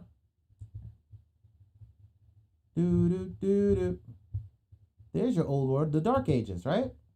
The Dark Ages of the Moors, right? Where's my catalog of the Dark Ages? Because they want to be really assholios about the Dark Ages. They call it the Dark Ages, Where is my... I don't use this thing, so I never really remember where the hell all my shite is or how you get the shite. Hold on. No, not what I'm looking for. Damn it. Thank you. Dark Ages of the Moors. Dark Ages of Moors. The Dark Ages. Here are your Dark Ages. This is the old order. These, everybody, I'm just saying, this is your old world order. There was a new world order stuck on top of the old world order. And since the old world order already been in this new world order, we ain't scared. Been there, did that. Drake? Been there, did that. So I'm not worried about their new world order. We just got to figure out new fiat structures. That's it. Because there's always a shift, as ATC said, there's a shift in every economy. And our economy is shifting. That's the shift, right? So what happened? We had an age where we had an age of people. Everybody had to work in a warehouse. Factories became the thing. So people need to go to school to be able to be automatons in factories. They wanted you to have a basic understanding to read so that you could read a manual and that should get your fingers torn off. Because they couldn't do child labor type beats no more. They had to outsource that one and put it in other countries, so they had to hide it because they wanted to look good. We know this. What's happened is the warehouse, these companies, are no longer a viable place for human labor. You know, incubation, blah, blah, blah, blah, blah. Whatever. So what we have to look is there's going to be a future in which there's not going to be people around. And if they're not going to be around, then what do we do? When I say they're not going to be around, I mean they're not going to be working in a physical place. You're not. Do you know when I worked at Citibank, we used to eat lunch and just go have like a $300 lunch. This is before like Trade Center type beats. Like they were blowing through money like it ain't nothing. Do you know when I worked at Canon that, and I'm pretty sure y'all worked at businesses that if you worked in an office building, think about it. You got to get up in the morning and drive to a building. You're driving to a computer, right? And then when you drive to this computer, how much work do you actually get? Because you're talking to your friends for a little bit, you know, at the water cooler or the coffee thing. Then, of course, right before lunch, you're not really doing any work because, you know, getting ready to go to lunch. Then you go to lunch, you got your hour lunch. Then you come back from lunch and then there might be a meeting or maybe you're going to chill and talk or maybe there's more coffee. And then you got to get back to work. So you really only get 3 hours or 4 hours out of anybody at the office. Out of an 8-hour day, you might get 3 hours of real work. If you're lucky. You know what they found out? They can get more work out of people from home. And if they automate it, they can just get even more work. We can just start letting go people. So white collar jobs are really the ones that are going to be disappearing real fast. So these are all the managers and HR, because human resources, they don't even need you. HR, automation, right? HR, back HR. There we go. HR is gone. Gusto, right? So we don't even need you. We'll do HR. All right. So HR used to do payment. Well, now that's all automated. All right. So HR is gone.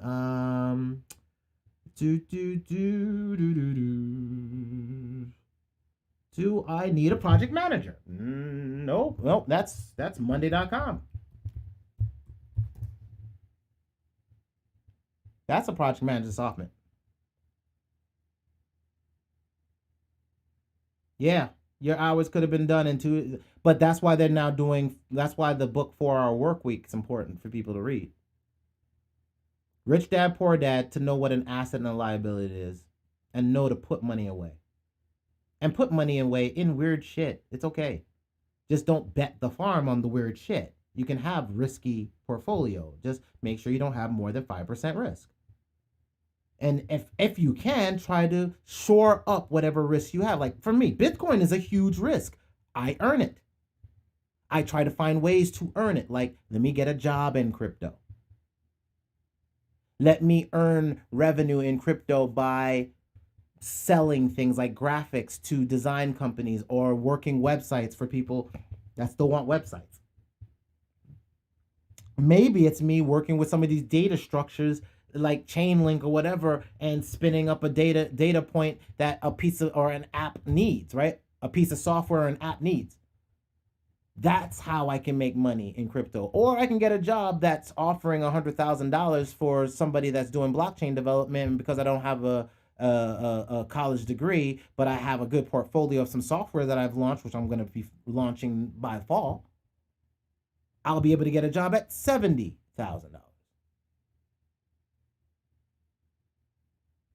Everything, the gross national product of every nation state will be media.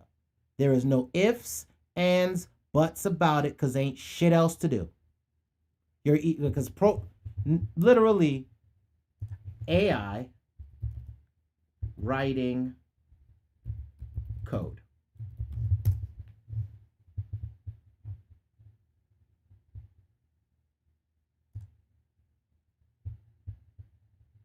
We'll wait for the commercial.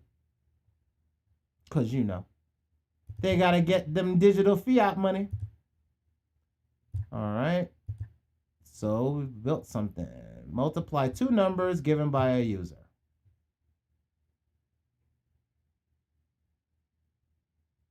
GPT-3, which is, again, Elon Musk. I keep telling you, I got to watch Elon. OpenAI, started by Elon Musk. Because he's scared about AI. He started one. Gigantic artificial neural network trained on a huge chunks of text scraped from the web, from Reddit. A bunch of Reddit posts. Founders, access to it. It can write articles, and I'm trying to show where it writes code. But this thing is too busy with just having a hype cycle. It just wants to be hypenitis. I'm trying to find. This one might actually have it. Of course, I got to go through another commercial. No, I don't. Good. Let's see. Examples. There we go.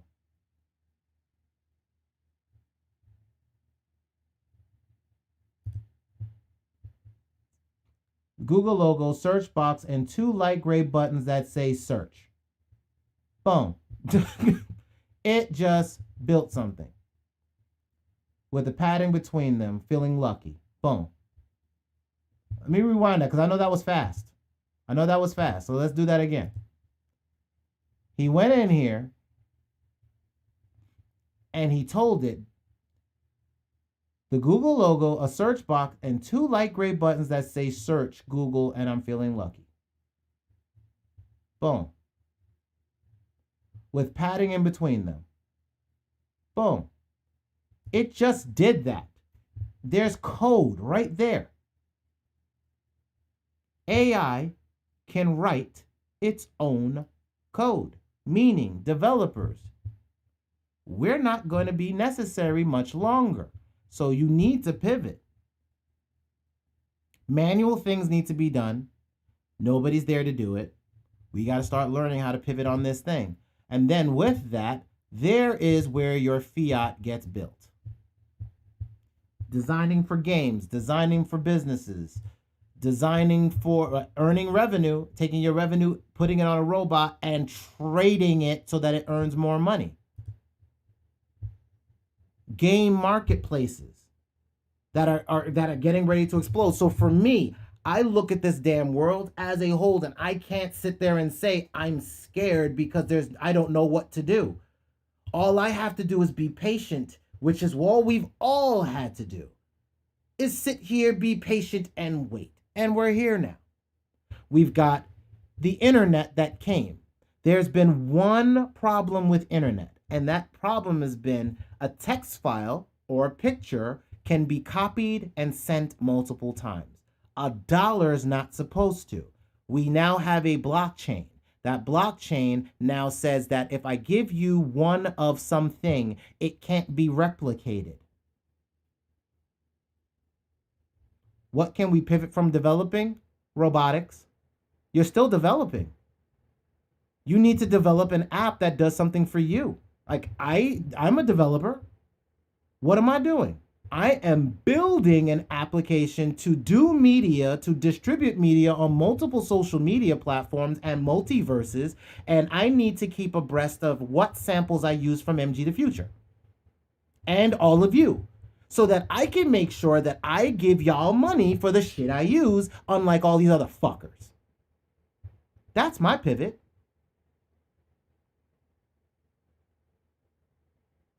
Right? That's everybody's pivot. What's your pivot from developing? Okay. Develop. Write code in a game that does something in the game. Specific to that game. That has nothing to do with coding an application in a world that is saturated in apps. Like we are, like this for me is this. Like, look, let's go to the Play Store, right? We are literally drowning in apps. Like literally, there's no app you can come up with right now that you can do that hasn't been done. Everything on the planet is done. So if you want to develop in this world, in a phone world, in the app world of this world, you're a wrap. Social media, like the browsers, there can only be one, right? So in social media, we got no other, like social media, we got Facebook. Facebook owns Instagram. It wanted Snapchat. It couldn't buy Snapchat, so it took all of the features of Snapchat and then buried it. Right? It steals everything it wants like a pirate, like they do. Because remember, pirate flags just became logos. They are corporate flags now.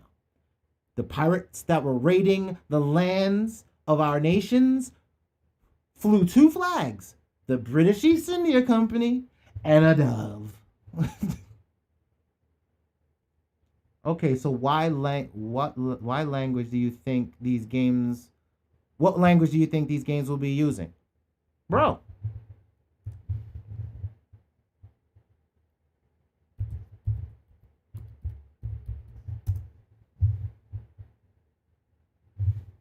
You see it on screen. I've been saying it. I'll keep repeating it. I used to use PHP. PHP can't make an application. We send objects back and forth. We send objects back and forth. Those are JSON objects. That's JavaScript again. So at the baseline, if you just learn JavaScript, you pretty much can tie into APIs. You can tie into Node.js, and Node.js, right? It's a server. Node.js is like PHP. So Node.js can run a server on its own, right? So when I show you n8n.io, I am showing you an automation software that's built on top of this. This I install on Windows. I can write an app. I can install this by running a few lines of code. I think it's right here. Install npm.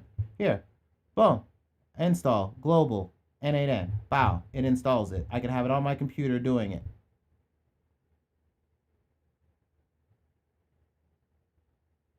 Well, I'm still learning. So unfortunately, y'all, I'm just telling you what I'm doing.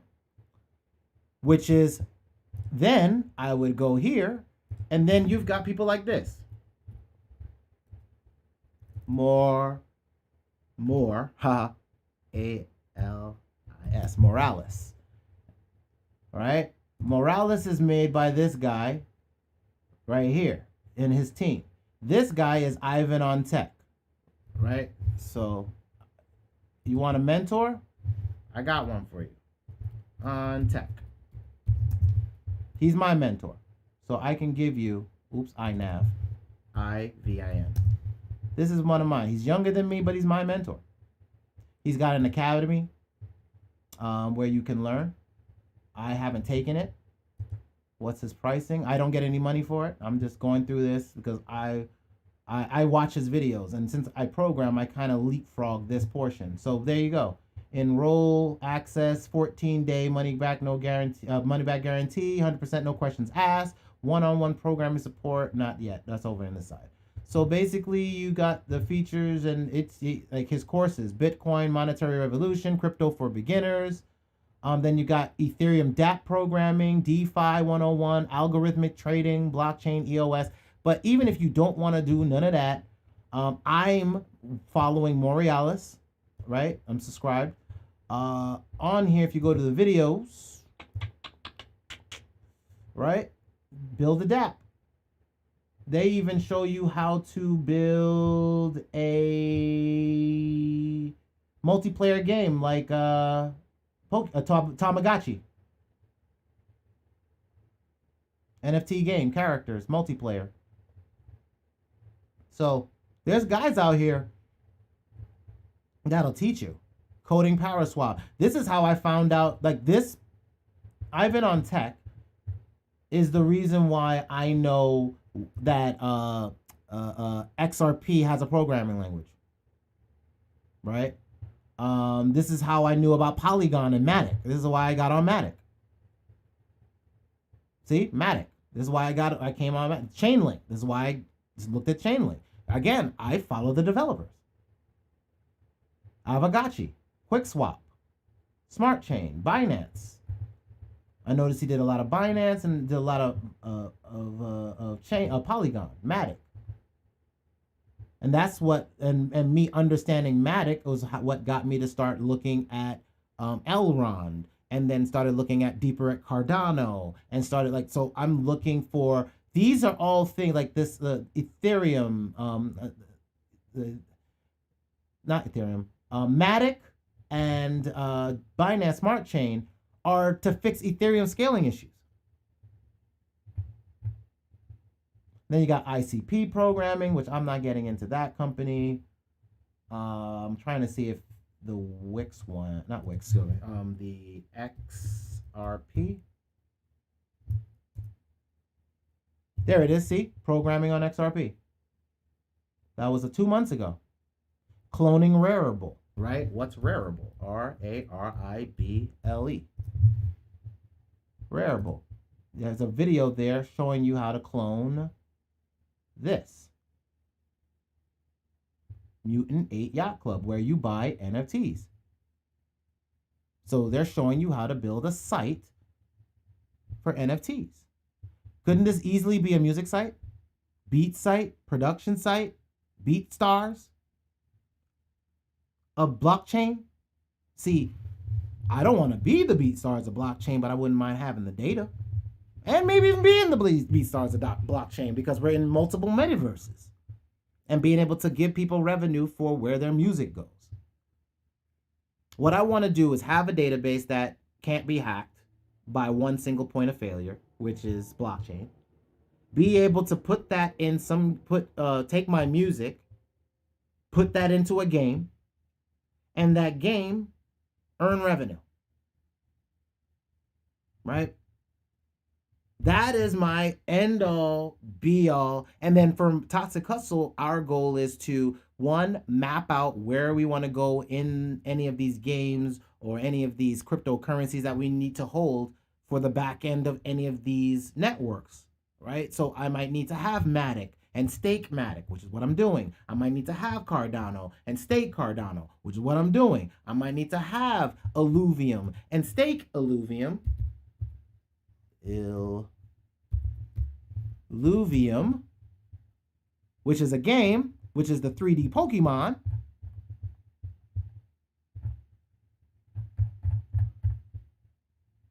But I might, but they have staking. So I can stake for a game. I can earn for a game. And and the reason why I'm even looking at this stuff is because of Axie Infinity.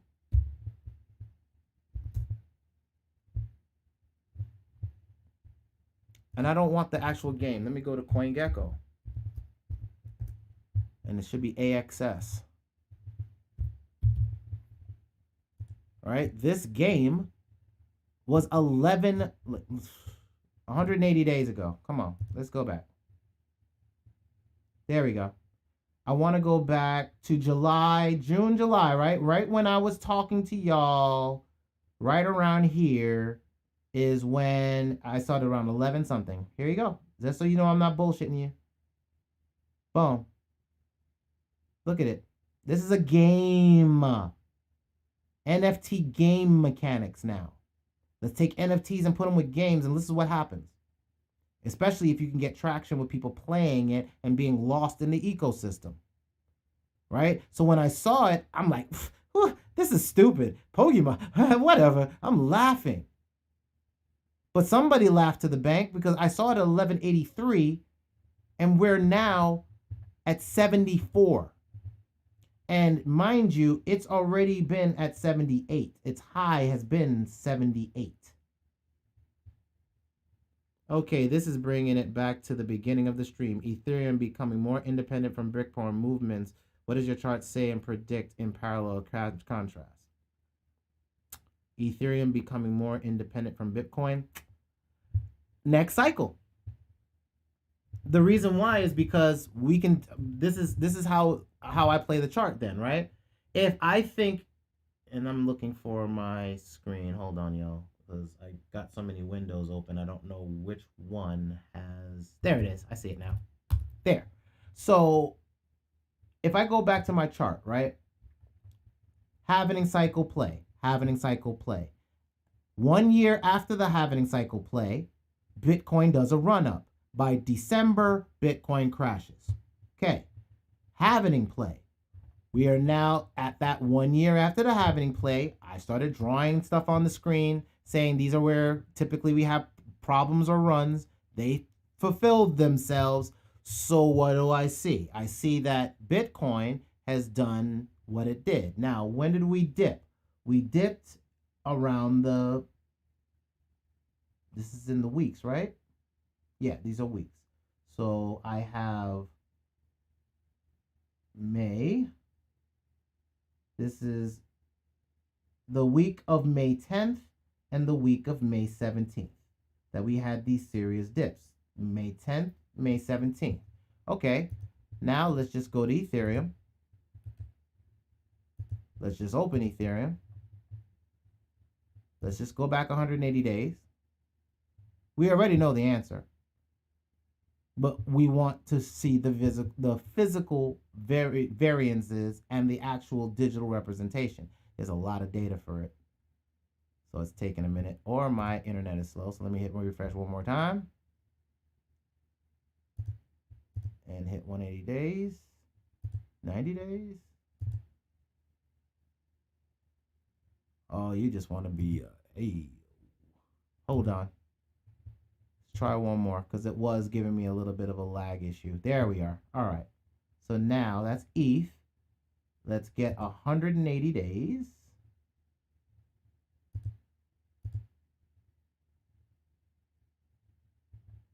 Let me see. How far are we going back? August. Yeah, I need it longer. Just waiting for this thing to load because evidently it's lagging today. It must be a lot of people on here. You know what? Hold on. Coin market cap. If I gotta play around with them, I'm just gonna bypass them. Let's go to Ethereum. Let's go to 3 months. Okay. So I said around the June 10th, right? And 17th. June 10th. Boom. Trow. 17th. Prow. Parallel. Bitcoin controls the tide. Bitcoin is the current ocean. The ocean controls all tides. So when Bitcoin gets down, everybody else gets down with it. When Bitcoin goes up, everybody gets up with it. Now, because Bitcoin's market cap, if you come over here, if you look at how much they have to everybody else, 900, what is that? This is 1,000 million billion, right? So we're at 900, almost $1 trillion. They're not there, right? So this has way more weight than like all of these together, right? So this one right now, until this moves up here, this one here is going to control this here. So we got to wait till there's a flippening, which ain't happening this year and may not happen next year. Why? Because Ethereum has its own issues to worry about. Ethereum has, money has to move someplace. We know this with stocks. So money has to move. So we have a market cap. There is a total market cap. So if you look at what I do our videos, you see I on CoinMarketCap, I typically show you that there is a total market cap. I mean, we have a total, at one point we were at $2 trillion. So there's a total market capitalization for the top coins that you see on the chart.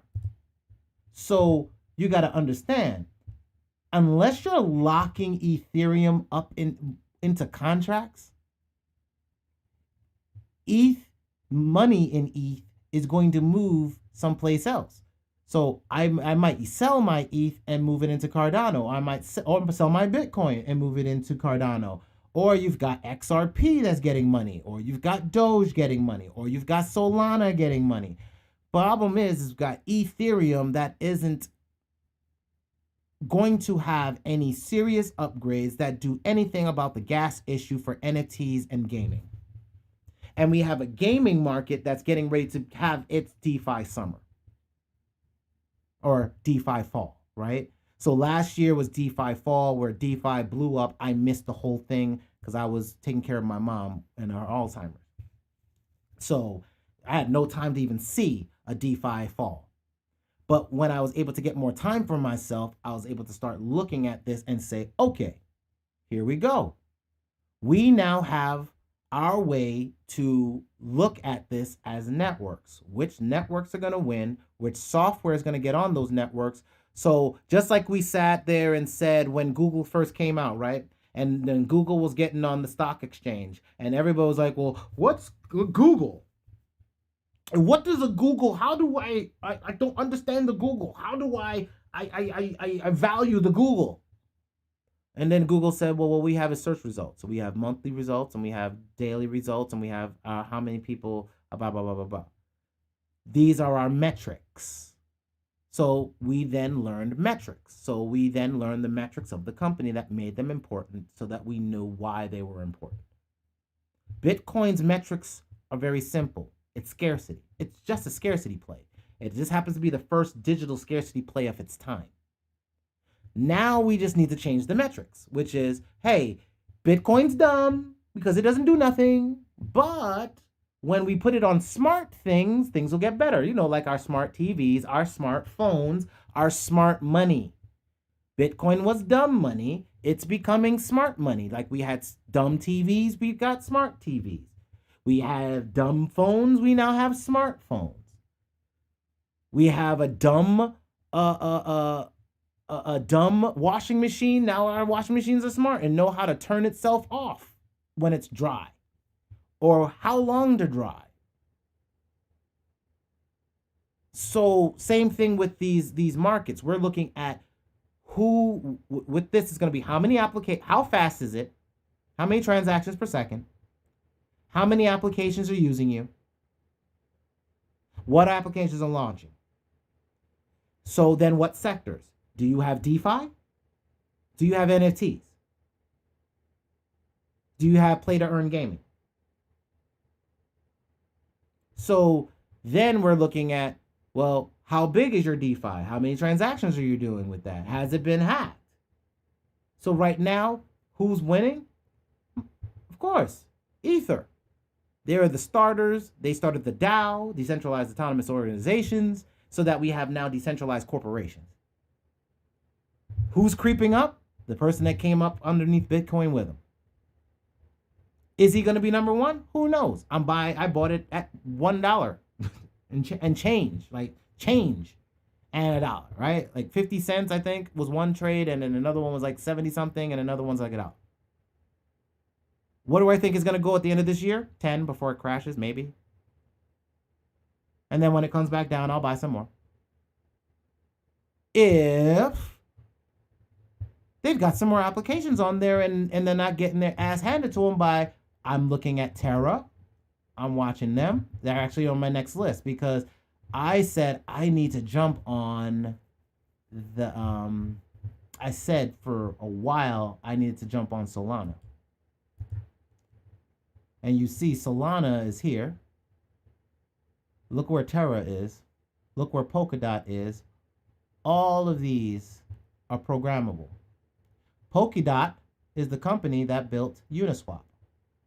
So this is an application, decentralized app, built on this. Right? Polygon, again, data. So I'm looking for better structural places to place data. I'm looking for where can I be, like, especially in the gaming space. Like I don't want to get stuck on crypto as crypto, because for me it doesn't make sense for crypto to be crypto. It has to do something. It has to innately do, like the internet. I couldn't wrap myself around the internet till I figured out how I could make money on it, where it had to do something. I can't just make web pages. My web pages have to do something. Oh, I can make my web page as a way to get to be a portfolio, and from my portfolio I can get a job. Practicality. Oh, I'll do the internet now because I can have an online portfolio I can put in my resume to hand to, and they can just look at my portfolio rather than coming in to see it. They don't have to wait to see me to see it. I can leapfrog that. So I beat a lot of college kids just because I had a portfolio online. Something that simple. Something that simple gave me an edge. Windows gave a business an edge when it first came out. That's what I didn't understand, the edge. If you had Windows in your business, you weren't working on paper anymore. You had Microsoft Word, you had Microsoft Spreadsheets, Excel, and you could now do all of your financials in a way that could be passed back and forth between offices. Gave you an edge because your competition may have still been on paper. When I got on the internet, the companies out on the internet had an edge. Why? You no longer had to buy paper. You didn't have to put an ad in a magazine. I remember I came from the world where I was designing in the graphic world, and I was in the back of the Source magazine for the electronica DJ equipment. Music Factory. That was where I was. I was doing design for the back end. I was doing those graphics for XXL and Source. Just to show you what the new DJ equipment was. That was me. Whoever got on the internet had a website that could take an order, even an email order, won. They took email orders, started beating out all their competition. Leverage. How do you leverage the tech to get ahead? Everybody else saw MySpace. What did I do? I took the leverage of the fact that I knew Photoshop software on a piece of machine, PC, with an operating system, Windows. I designed graphics and sold them on MySpace, cashing out in PayPal with a PayPal card. Now we've got Coinbase card. New, same. It's a new thing, but same. Same game, new, same. The names change, but the game's the same. That's what they say, right? The names change, but the game's the same. Fiat is fiat. Fiat needs work. You take your labor, and you're supposed to get something for your work. So I take my labor, I get something for my work, I'll just convert it to USDC or BTC because BTC has done better over the last 6 years than my dollar in my bank account.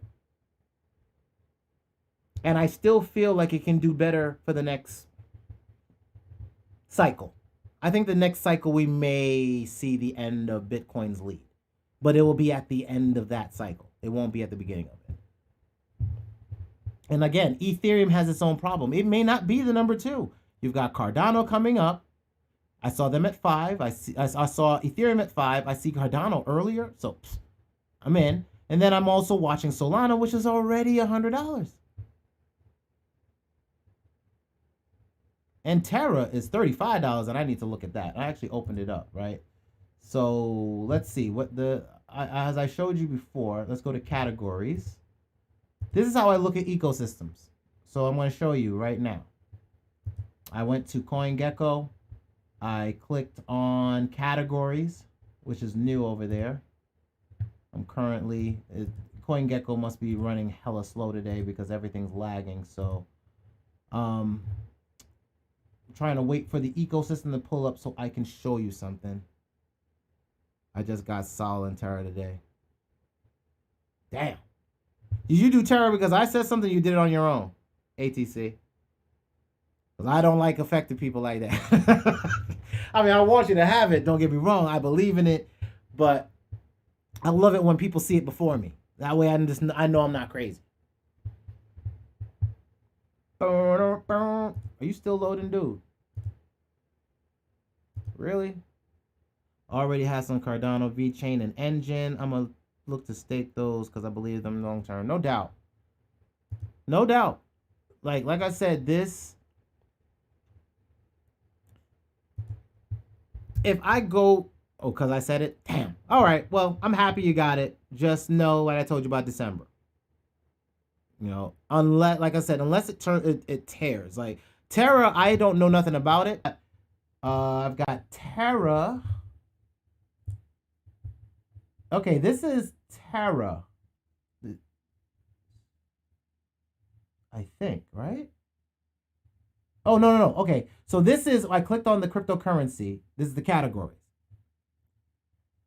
Yeah, I didn't give financial advice. Good looks. All right, so here's the, so I went into here under coins, clicked on categories, pulled all the categories. This is how I found Solana. This is also how you can check on Polygon and Polkadot. So there, again, is more homework for y'all. I'll probably be doing the same damn thing. You got Cosmos, another ecosystem. There's XDAI, all those things I showed you on Coinbase, right? When I told you all of these are networks, that's what I mean.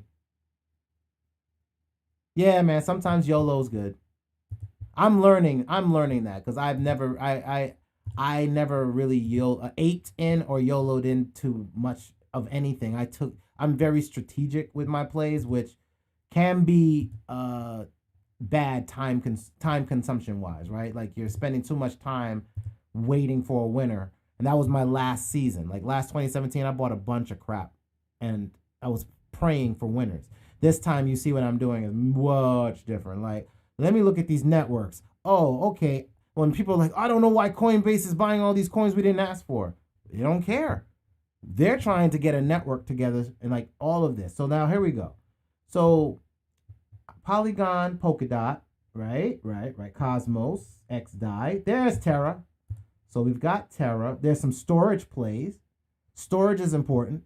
So I definitely got to do that as well. Then in Doge, it made 6K. Damn! 200 to 6K, y'all. That's what I'm talking about. Took it all out because I saw it dipping. Yeah. I went the opposite way. I actually aped in. I aped in at the accumulation point. I aped in, and I told everybody if you watch the video, you know when I did it. And of course, where I did it was in this accumulation zone. When we bounced, I was in here and I grabbed I grabbed some more XRP, I grabbed some Doge.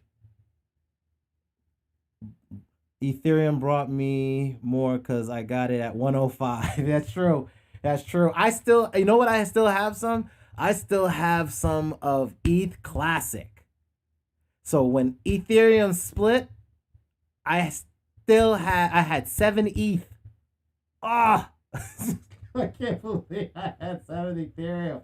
I had to get it all up. I had 7 ETH. And then, so it split. And I'm sitting and I look and I see, and that's how much I know how much ETH I had. because I looked over and I saw that my ETH Classic, I have 7 sitting in there. So I have 7 ETH Classics and I've been holding it. And that's been going up. I got ETH Classic as well. Still have 4 still. Yep, I'm holding on to it. I'm just gonna hold it just because I missed ETH running up to $3,000 just because I missed all of that shit. I'm just holding on to my Classic just cause. But what I will be doing is I'm going to ape out in November of all of my holdings into US dollar coin. And I am, as soon as, really, I'm going to begin, I'm going to say 50% of my positions are going to be exiting the minute we hit 100,000. And then as it creeps up and keeps creeping up, I'm going to slowly exit out. I'll be out before the crash starts. I'm going to be out. I want to be out at least 2 weeks before the crash starts. I'm applying for jobs right now. I want to keep buying because I can sell some crypto because I need money. I'm applying for jobs right now. You're in crypto and you've been in crypto since 2017.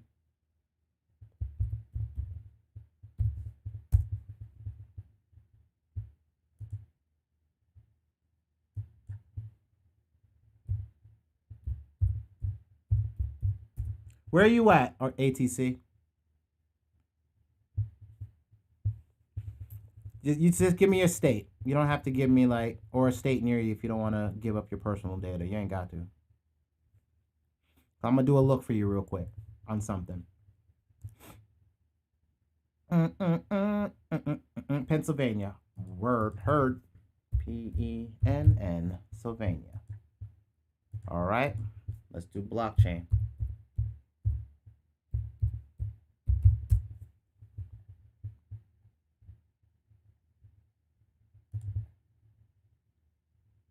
Senior yield client relationship. Senior yield client relationship manager. What is a yield client?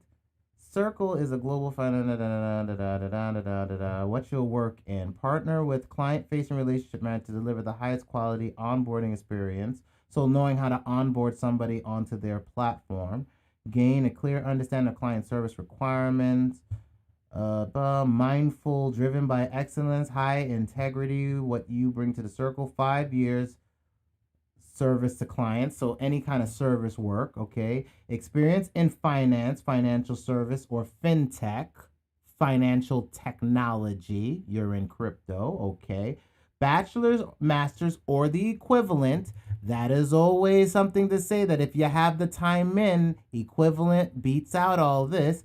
Commitment to client service, so again, more client work. Excellent organizational and project management skill with proven ability to prioritize effectively. You can make your resume say that. Superior attention to detail, self-starter. Notice it doesn't really, a proficiency in Google Suite, Slack. So you just need to watch some videos on Slack to get understanding of what Slack is and how to use Slack, and make sure you know how to use Google Suite of products, which would be Google Drive, their spreadsheets, and all that stuff. And then there you go.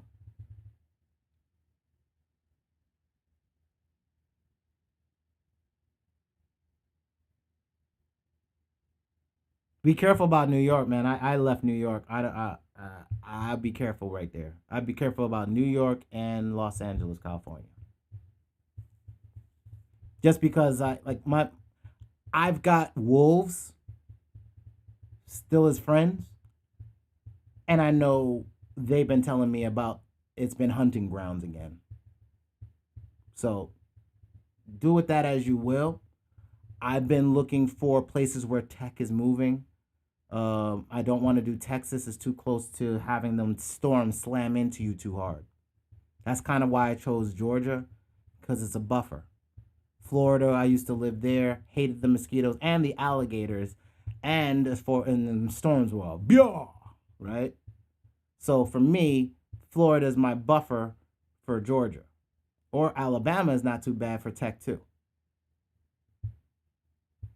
I know Atlanta, we've made deliveries to buildings, and they've been like huge tech companies, huge crypto companies.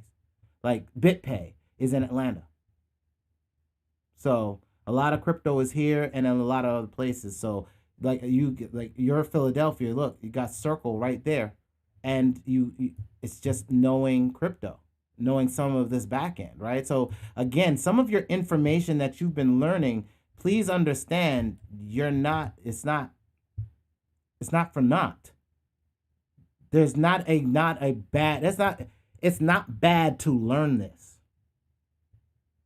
And I mean, I'm out here, man. It's I'll tell you, I'll be real.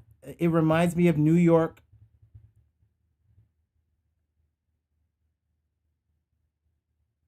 Reminds me of New York, Long Island, where I'm living. It reminds me of Long Island, New York.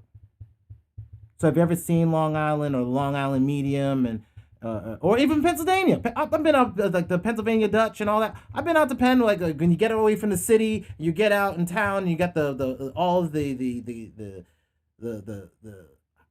regular homes. Definitely, Pennsylvania has that same thing, same vibe.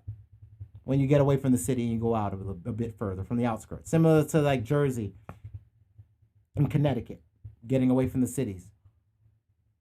But blockchain consultant, so even like, so for me, like,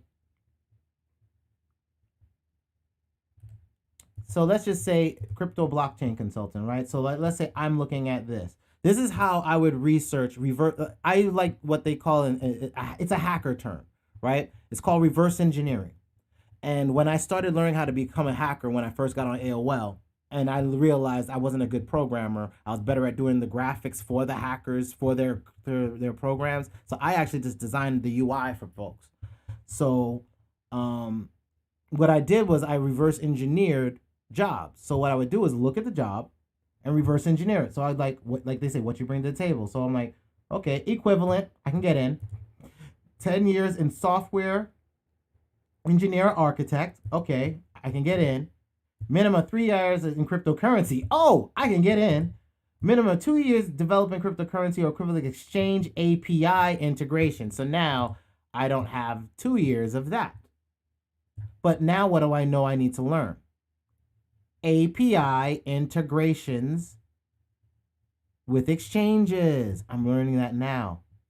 Good experience at building scalable, high-performing distributed systems, including APIs. What did I just tell you I just did? Didn't I just create an API? And that API is now going to be what I use for ToxicHustle? I didn't mean to do RESTful API. Design RESTful APIs. That's what that software does. Leapfrog. Developers always find a hack, man. And if you can find a hack, that's... When I learned that was a program called Toad.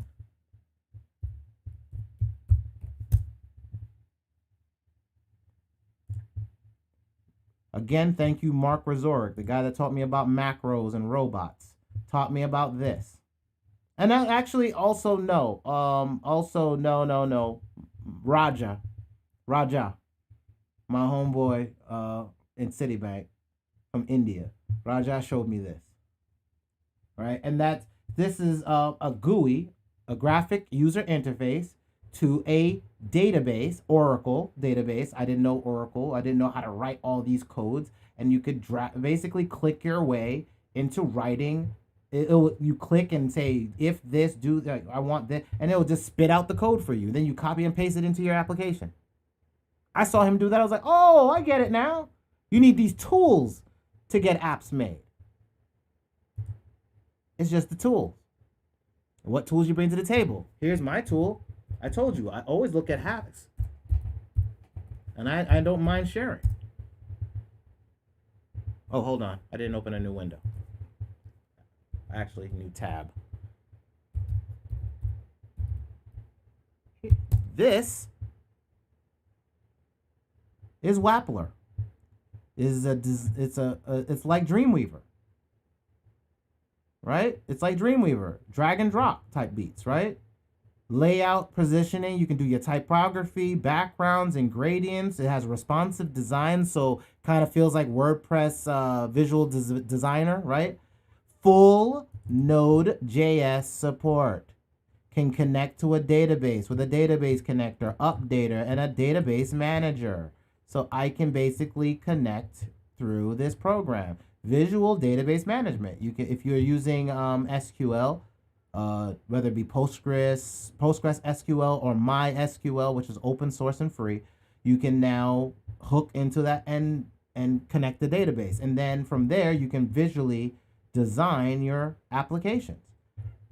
And this is a full stack solution, which means full stack means you can do everything, the front end and the back end. Full stack. And you can export this as an app and put it in an app store because it has Bootstrap as well as it has, go to features. Bootstrap, high performance framework, SEO friendly. So this is all the stuff that's that, and then publish. And you can publish to GitHub, publish to a hosting company, and you can publish an app into the App Store. Right? In conjunction with being there, so that's my front end. I can connect to a back end via APIs or via database. So I can use APIs here. APIs. Remember the thing I told you I hooked up an API system already? So I can hook this to that. Now, all of a sudden, what did I just do? Implementing things on Amazon, experience with driving technical designs with a team, proven design, deliver, available systems. So what system would I be able to deliver on? Well, if they say, well, where would you put it? I can put it on Amazon. Oh, I can put it on Google Cloud. Oh, I can put Node.js goes on any server you want, even decentralized servers like Akash.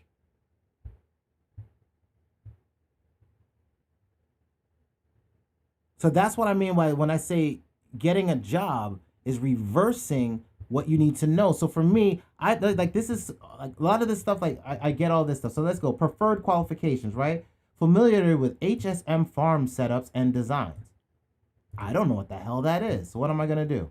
HHS farm set up, right? So let's not make it plural. Let's make it singular. Right click and search Google for it. HSM farm. How do I set up an HSM? HSM, a node of the cluster. Oh, a cluster node. So hardware security model. Oh, so HSM means a hardware security model. Oh, okay. Move your hardware security model into the cloud. Oh, so I got to think about hardware security models and designs, custody, or exchange API. So what this is, whatever this company is, wants me to write some type of exchange or decentralized exchange. So this is not a business I would want to get into for me personally, because I don't have the skill sets to do that. But that is easily what can be seen as the blockchain solutions architect. When you see that word architect, you already know you're looking at a $100,000 job. That's going to have a whole bunch of responsibility. I don't want to be that. I want to be a specialist. Right? Specialist of what you can do. And it's remote and it's in PA. Technical specialist. All right. So what kind of technical specialist can I be? All right. Cap B is a global leader, IoT, manage R&D, convey functional concepts for specific technical specialty of a product. I don't know what this has to do with blockchain. See, people are just sliding in trying to get their businesses in because they know nobody's looking for their jobs. Sales development representative. Yeah, people are always looking for sales. And if you can talk crypto. Senior content editor. Right? Content. That's web people. Anytime you see content. So social, what you'll be a part of. We already know that. Building a strategy, serve concert with engaging content. Amaze and engage customers around the world. Whatever. What do I need, right? 3 years of experience. Customer support. Articulate complex problems. Really? Look, and you see, again, there's nothing here that's saying anything major that you have to, you're in crypto already. Right? You're in crypto already. So right now, even on this, I don't see anything that'll keep you out. There's no problem, ATC. and Cebus. No problem. Like, I just want y'all to, I need y'all to see what I see, because this is what I did. And this is why I do it in real time, because it's like, look, this is how I would do it. If I was in your, I can't do director. I can't be a senior application. Cybersecurity, no, I can't do that. Director technology, that's director. Regional market lead, regional, that's big. You want me to have a whole bunch of other jobs? Nah. Blockchain functional delivery lead. Functional delivery? I don't know what that means. Helping clients transform technology, leading products that blockchain and multi-party systems, experience with blockchain and distributed ledgers. Okay, so yeah, experience with blockchain distributed. All right, got that. Conveying and communicating complex scenarios. Again, easy. Understanding business challenges and explaining how an offering and service provides value with objective and independent point of view. Research. Straight up research. So how do you know something about Bitcoin? How can you explain Bitcoin to somebody else, or cryptocurrencies to somebody else? How do you explain it to somebody who's in their 80s, in their 60s, in their 40s, in their 30s, in their 20s, if they're 10? 10-year-old. You can play a game, earn money while you play a game. Oh, I want to play. Done. Because that's where crypto is going to be. It's going to be ambiguous soon. Just like the internet became a utility. Like the internet is everywhere now. Before, you had to get the internet. Now you just have it. You get a phone, you have it by default. Just like you got electricity at your house. Well, now we have internet. Well, soon you'll just have blockchain. Soon there'll just be a smart device that just follows you everywhere. You'll have an assistant. You'll be used to it. These assistants will be running on chains telling you things. One of the things that ToxicHustle is part of my assistant. Part of the system is my assistant that assists me. My calendar, my projects, what I'm working on, what I'm selling, where it's going, who I'm working with. It's all part of the same thing. When I start using y'all's samples, same shit. Same thing I do with MG. I'm going to itemize everything in there, be able to tell you where it's going. And we're in this game, and this game. So far, we've earned this much and this much. This is your kick out. Or, because you have a wallet, I pay straight to your wallet. Because you hold an NFT. So these businesses, you're already starting to see it now. Technical strategy consultant in Philadelphia. What do I need to bring? The work. Go deep, get the lay of the land of the industry and technology infrastructure that clients operate in to grasp clients' technology options in the context of global industry, economic technology, and social trends. Be able to talk that shit when you're in an office. If I have to put you in front of a client and you need to explain why blockchain is going to be helpful to their business, how the hell can you do it? See, companies are already gearing in. And it ain't about buying coins. This is my practicality. I did this with the internet. I've been doing this with blockchain. Front end designer, that always means UI. That's Photoshop people. So if you have Photoshop graphics, that's going to be big for you.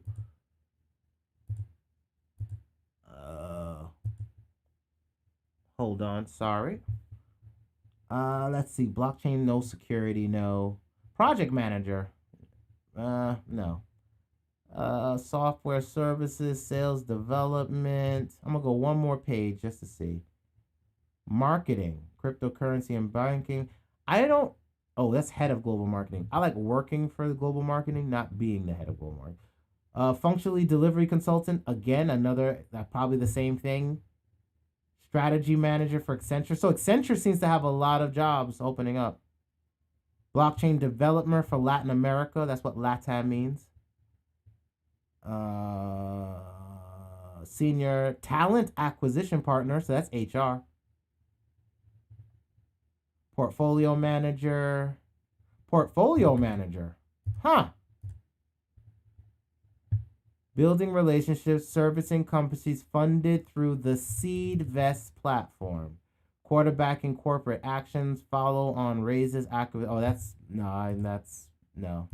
You gotta really be on some portfolio stuff. I'm not trying to be nobody's portfolio manager. But there you go. So then also another hack is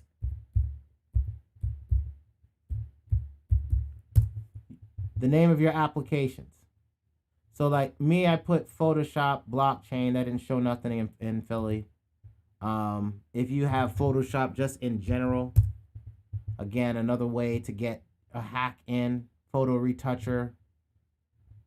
I always tell people, pick a piece of software, learn that shit inside and out, especially if it's on resumes.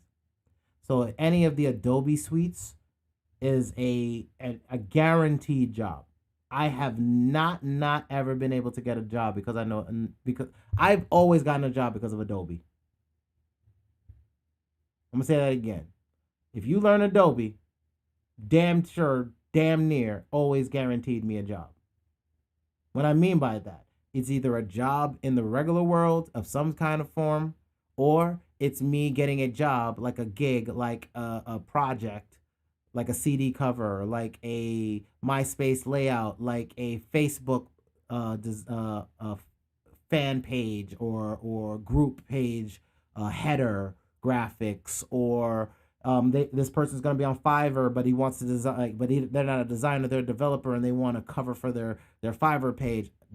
You know what I'm saying? CD near me. If I'm in a store, I find out I'm at a studio, I find out somebody's making music. Yo, you want somebody to design your cover? $25. So those are jobs. So I've always found, as long as you put the word Photoshop, I've always found a place. So I want to try something. Photoshop blockchain. But I want to do it nationally, not just. No. Oh, chin. No, that's not it. Change that out. That's why we saw nothing. There we go. Social media manager. So there's your title. If you're into graphics and you can do social media management, content manager. If you have Dreamweaver, not Dreamweaver, if you have WordPress, like learn WordPress. Straight up. Figure out WordPress. That's PHP. You can set up a WordPress on any server. Or you can set up a local WordPress like I showed you. Like I have local websites on my shit. So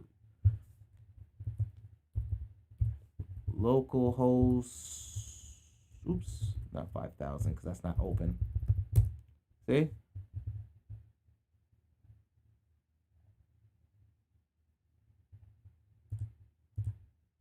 It's not HTTPS. Close that out. It's HTTP. There we go. This is my local host. This is WordPress on my local host. This is for a client I was working on when we ended up going live with it and working it on the server. But this was my preliminary that I built here. And I've got another local host that I'm working something else here. Right? So WordPress, 40,000 to 65,000. Let me see what's going on in Philly, right? Pennsylvania. Excuse me. Wait, over here. Wait, go back. Oh.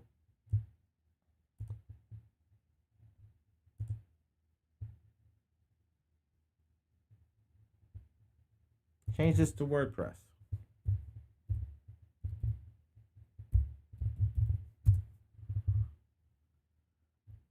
All right, no problem, ATC. Thanks for hanging out, man. So boom, this is the last one. So managing WordPress. So there, if you look at just alone, there's plenty of jobs in WordPress. So if you even just figure out WordPress, you can still get, there's still $50,000, $60,000 jobs in there somewhere. And that's dope because they were telling me 30,000. So, all right. So for this stream, and it's been long. God, it's been 4 hours. Sheesh, I gotta eat. So I'm gonna go get something to eat. Get ready to do some work. Actual work. I got some physical work to do. Everybody's getting ready to jet anyway. I'll be back later in the week. I got some stuff I got to finish off, but I will be looking at those things I showed you. Remember, check your networks. All right. So just recapping real fast. Be sure, and I'm trying to find my page with it. Hold on. Damn. Hold on. Where is it? I think it's here.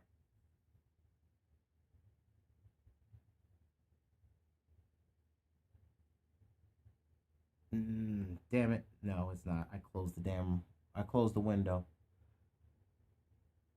But I will show you again just for. Oh, here it is. Found it. So I forgot the windows are over here. So as I showed you on CoinGecko, sorry. Under coins, under categories. Once you click underneath those categories, you'll see this. This is a list of all these crypto categories they have. Underneath those categories, Polygon Network is there. I'm not doing too much with Binance just because of regulations in America. Solana, I'm now currently going through that list. There's also Terra that has their list right here. Right? So I have Terra's top list here, which doesn't have much. So you can see it's still early in the game on Terra's side. But then you see Solana's ecosystem as, where is it? This, no. Terra, here it is. Solana's ecosystem has, no, that's not Solana.